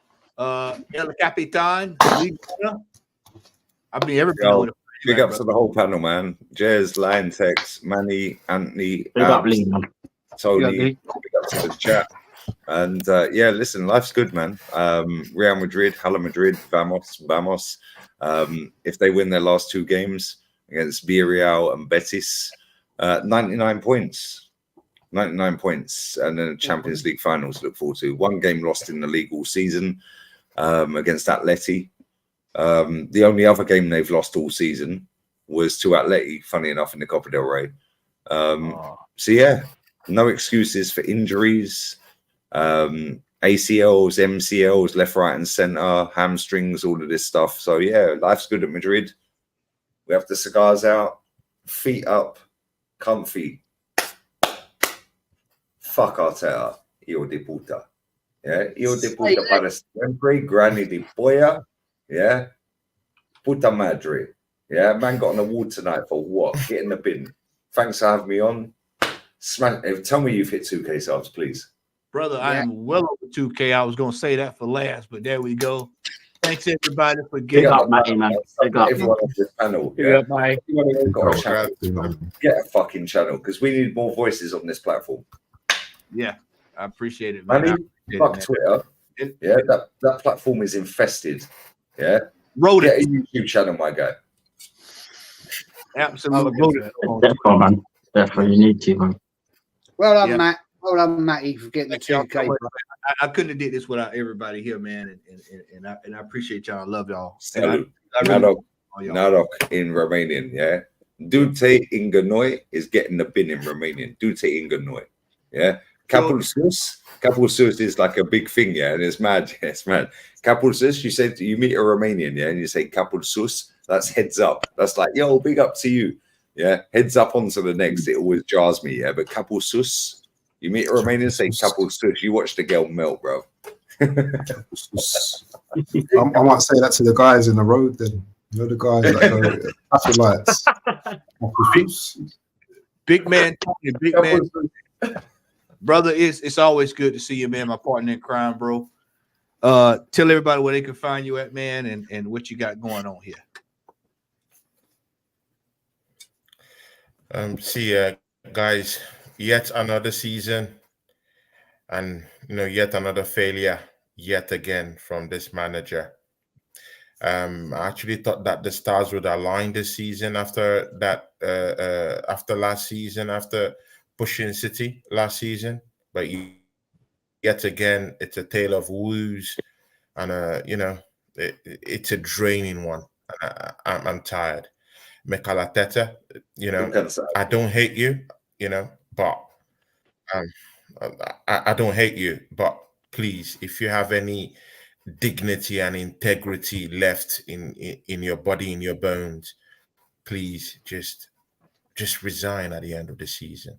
Do us a favor and just resign at the end of the season and let a manager that has the experience and wants to win trophies come in respectfully. Big up to everyone down here. Matty, congrats on hitting 2,000 subs. Matty, man, you know you're that guy, man. You're that guy. You're that guy. It's always fun doing streams with you. I'm telling you, man. I'm telling you, me and you have been in lots of legendary battles, and there'll be some times where I would go astray and you call me back, See, yeah. But hey, you in the fold now, brother. You are Arteta out now, brother. You've been converted. I've always been Arteta out since this year. When he threw away the Carling Cup, that was over for me. That was over. That was over for me. Because the way and the manner he threw that cup away, I really hated it. So I just said, hey, this year Arteta out, and I'm happy with that decision because he has already proven it to us. Now he's lost the title. See ya, guys. Yeah, I run a channel called Tony called Gunner TV. I'm usually an opinion sampler. You know, I'm this kind of guy that likes opinions. You know, I don't do it for the money. I don't do it for anything. I just do it for pure fun because I like my football club. So, you know, I will always work with Bant. Bant is my very good friend. I work with him. I work with Liontetz TV. I've worked with Anthony before. Most times I do, and I still have more shows with him. Manitan Gadrai, a regular on my channel. Of course, for some time he hasn't been on, but definitely will be coming around. I have a constant show with Matty. You know, I always appear on Jez's channel. Jez always comes to my channel too. You know, and he doesn't need an invite for that. Lee, hopefully maybe one day me and him will do something depending on his program. You know, just come and, you know, show us love. And guys, yeah, thanks for hanging around everyone down here. Thanks for showing support for everyone down here. Big ups to everyone. And thank you very much. God bless you all and God bless your families. Mulțumesc. Big up, man. Thank you in Romanian. Mulțumesc. Yeah. Teşekkürler in Turkish. Yeah? Come on. Big up my Turkish G. Yeah, come on. Love that. Love that. Mulțumesc. Hey, so ladies and gentlemen, I have set up a redirect to the brother Flawless. He's getting ready to go live in just a second. Tony, ain't you on Flawless tonight? You over there tonight? You got to go down the death walk tonight. I'm praying. No, I'm not there. I'll be there tomorrow, and I'll get absolutely grilled tomorrow, man. The Snow Bunny tonight. Is the Snow Bunny on? I have no clue on tonight. I saw. I think so. Well, isn't it 2 a.m. where you are, Tony? Show with Flawless tomorrow. Tony tired, bro. I'm Tony's 2 a.m. isn't it? Where you are, isn't it? He got oh man. Yeah, he got it. It is 2 a.m. Tony, where are you? It's 2 a.m. in Helsinki right now. Man's in Helsinki, you know. You're an hour ahead of me. You're an hour ahead of me. I'm from London down here, like. Best thing you've ever done. Well done. Yeah, definitely. Because you're don't bother moving back either, but stay where you are, bro. Yeah, you're good there, man. I'm moving out of London. Hey, don't worry. Hey, it ain't that fit over here. I'm trying to get to Brazil, so don't. Hey, I think everybody. Listo. Yeah. Hey, Tony, what's the rivalry in Helsinki, man? What's the big rivalry in Helsinki? Yeah, ice hockey. We don't really have any. It's ice hockey most of the time, you know. But no, anyway, you can play golf, you know, of 24 course, hours. You know, they have football clubs. Even at 4 a.m. you can play golf. Hey, guys. So why the hell was it's very hot? It's very hot. Why the hell was Arsenal looking at buying a goalkeeper out of Iceland? Then the hell we doing up there looking at goalkeepers? God. Only Arsenal. All right, ladies and gentlemen, thank y'all. This has been a blast tonight. Thoroughly enjoyed it, man. Thank y'all so much for taking out time to be on this panel tonight. I couldn't ask for much more. I plan on doing an hour and a half, and here we are going on 3. But I want to say thank y'all again, everybody. Look, enjoy yourself this weekend. Y'all know what's coming. Just watch the game and just get ready for next year. That's all I can tell you. So Euros. That's what's next, and the Copa America as well. Yeah. That's right. I do have because I'll actually I plan on being at one of the games at the Copa America. There'll probably be another emergency stream before that. So boy, it's mad. I'll be pulling for the United States and Brazil. So peace. Yeah. All right, y'all, ladies and gentlemen. Y'all, thank y'all so much. Flawless. Let Flawless know I sent you. Let Flawless know we sent you.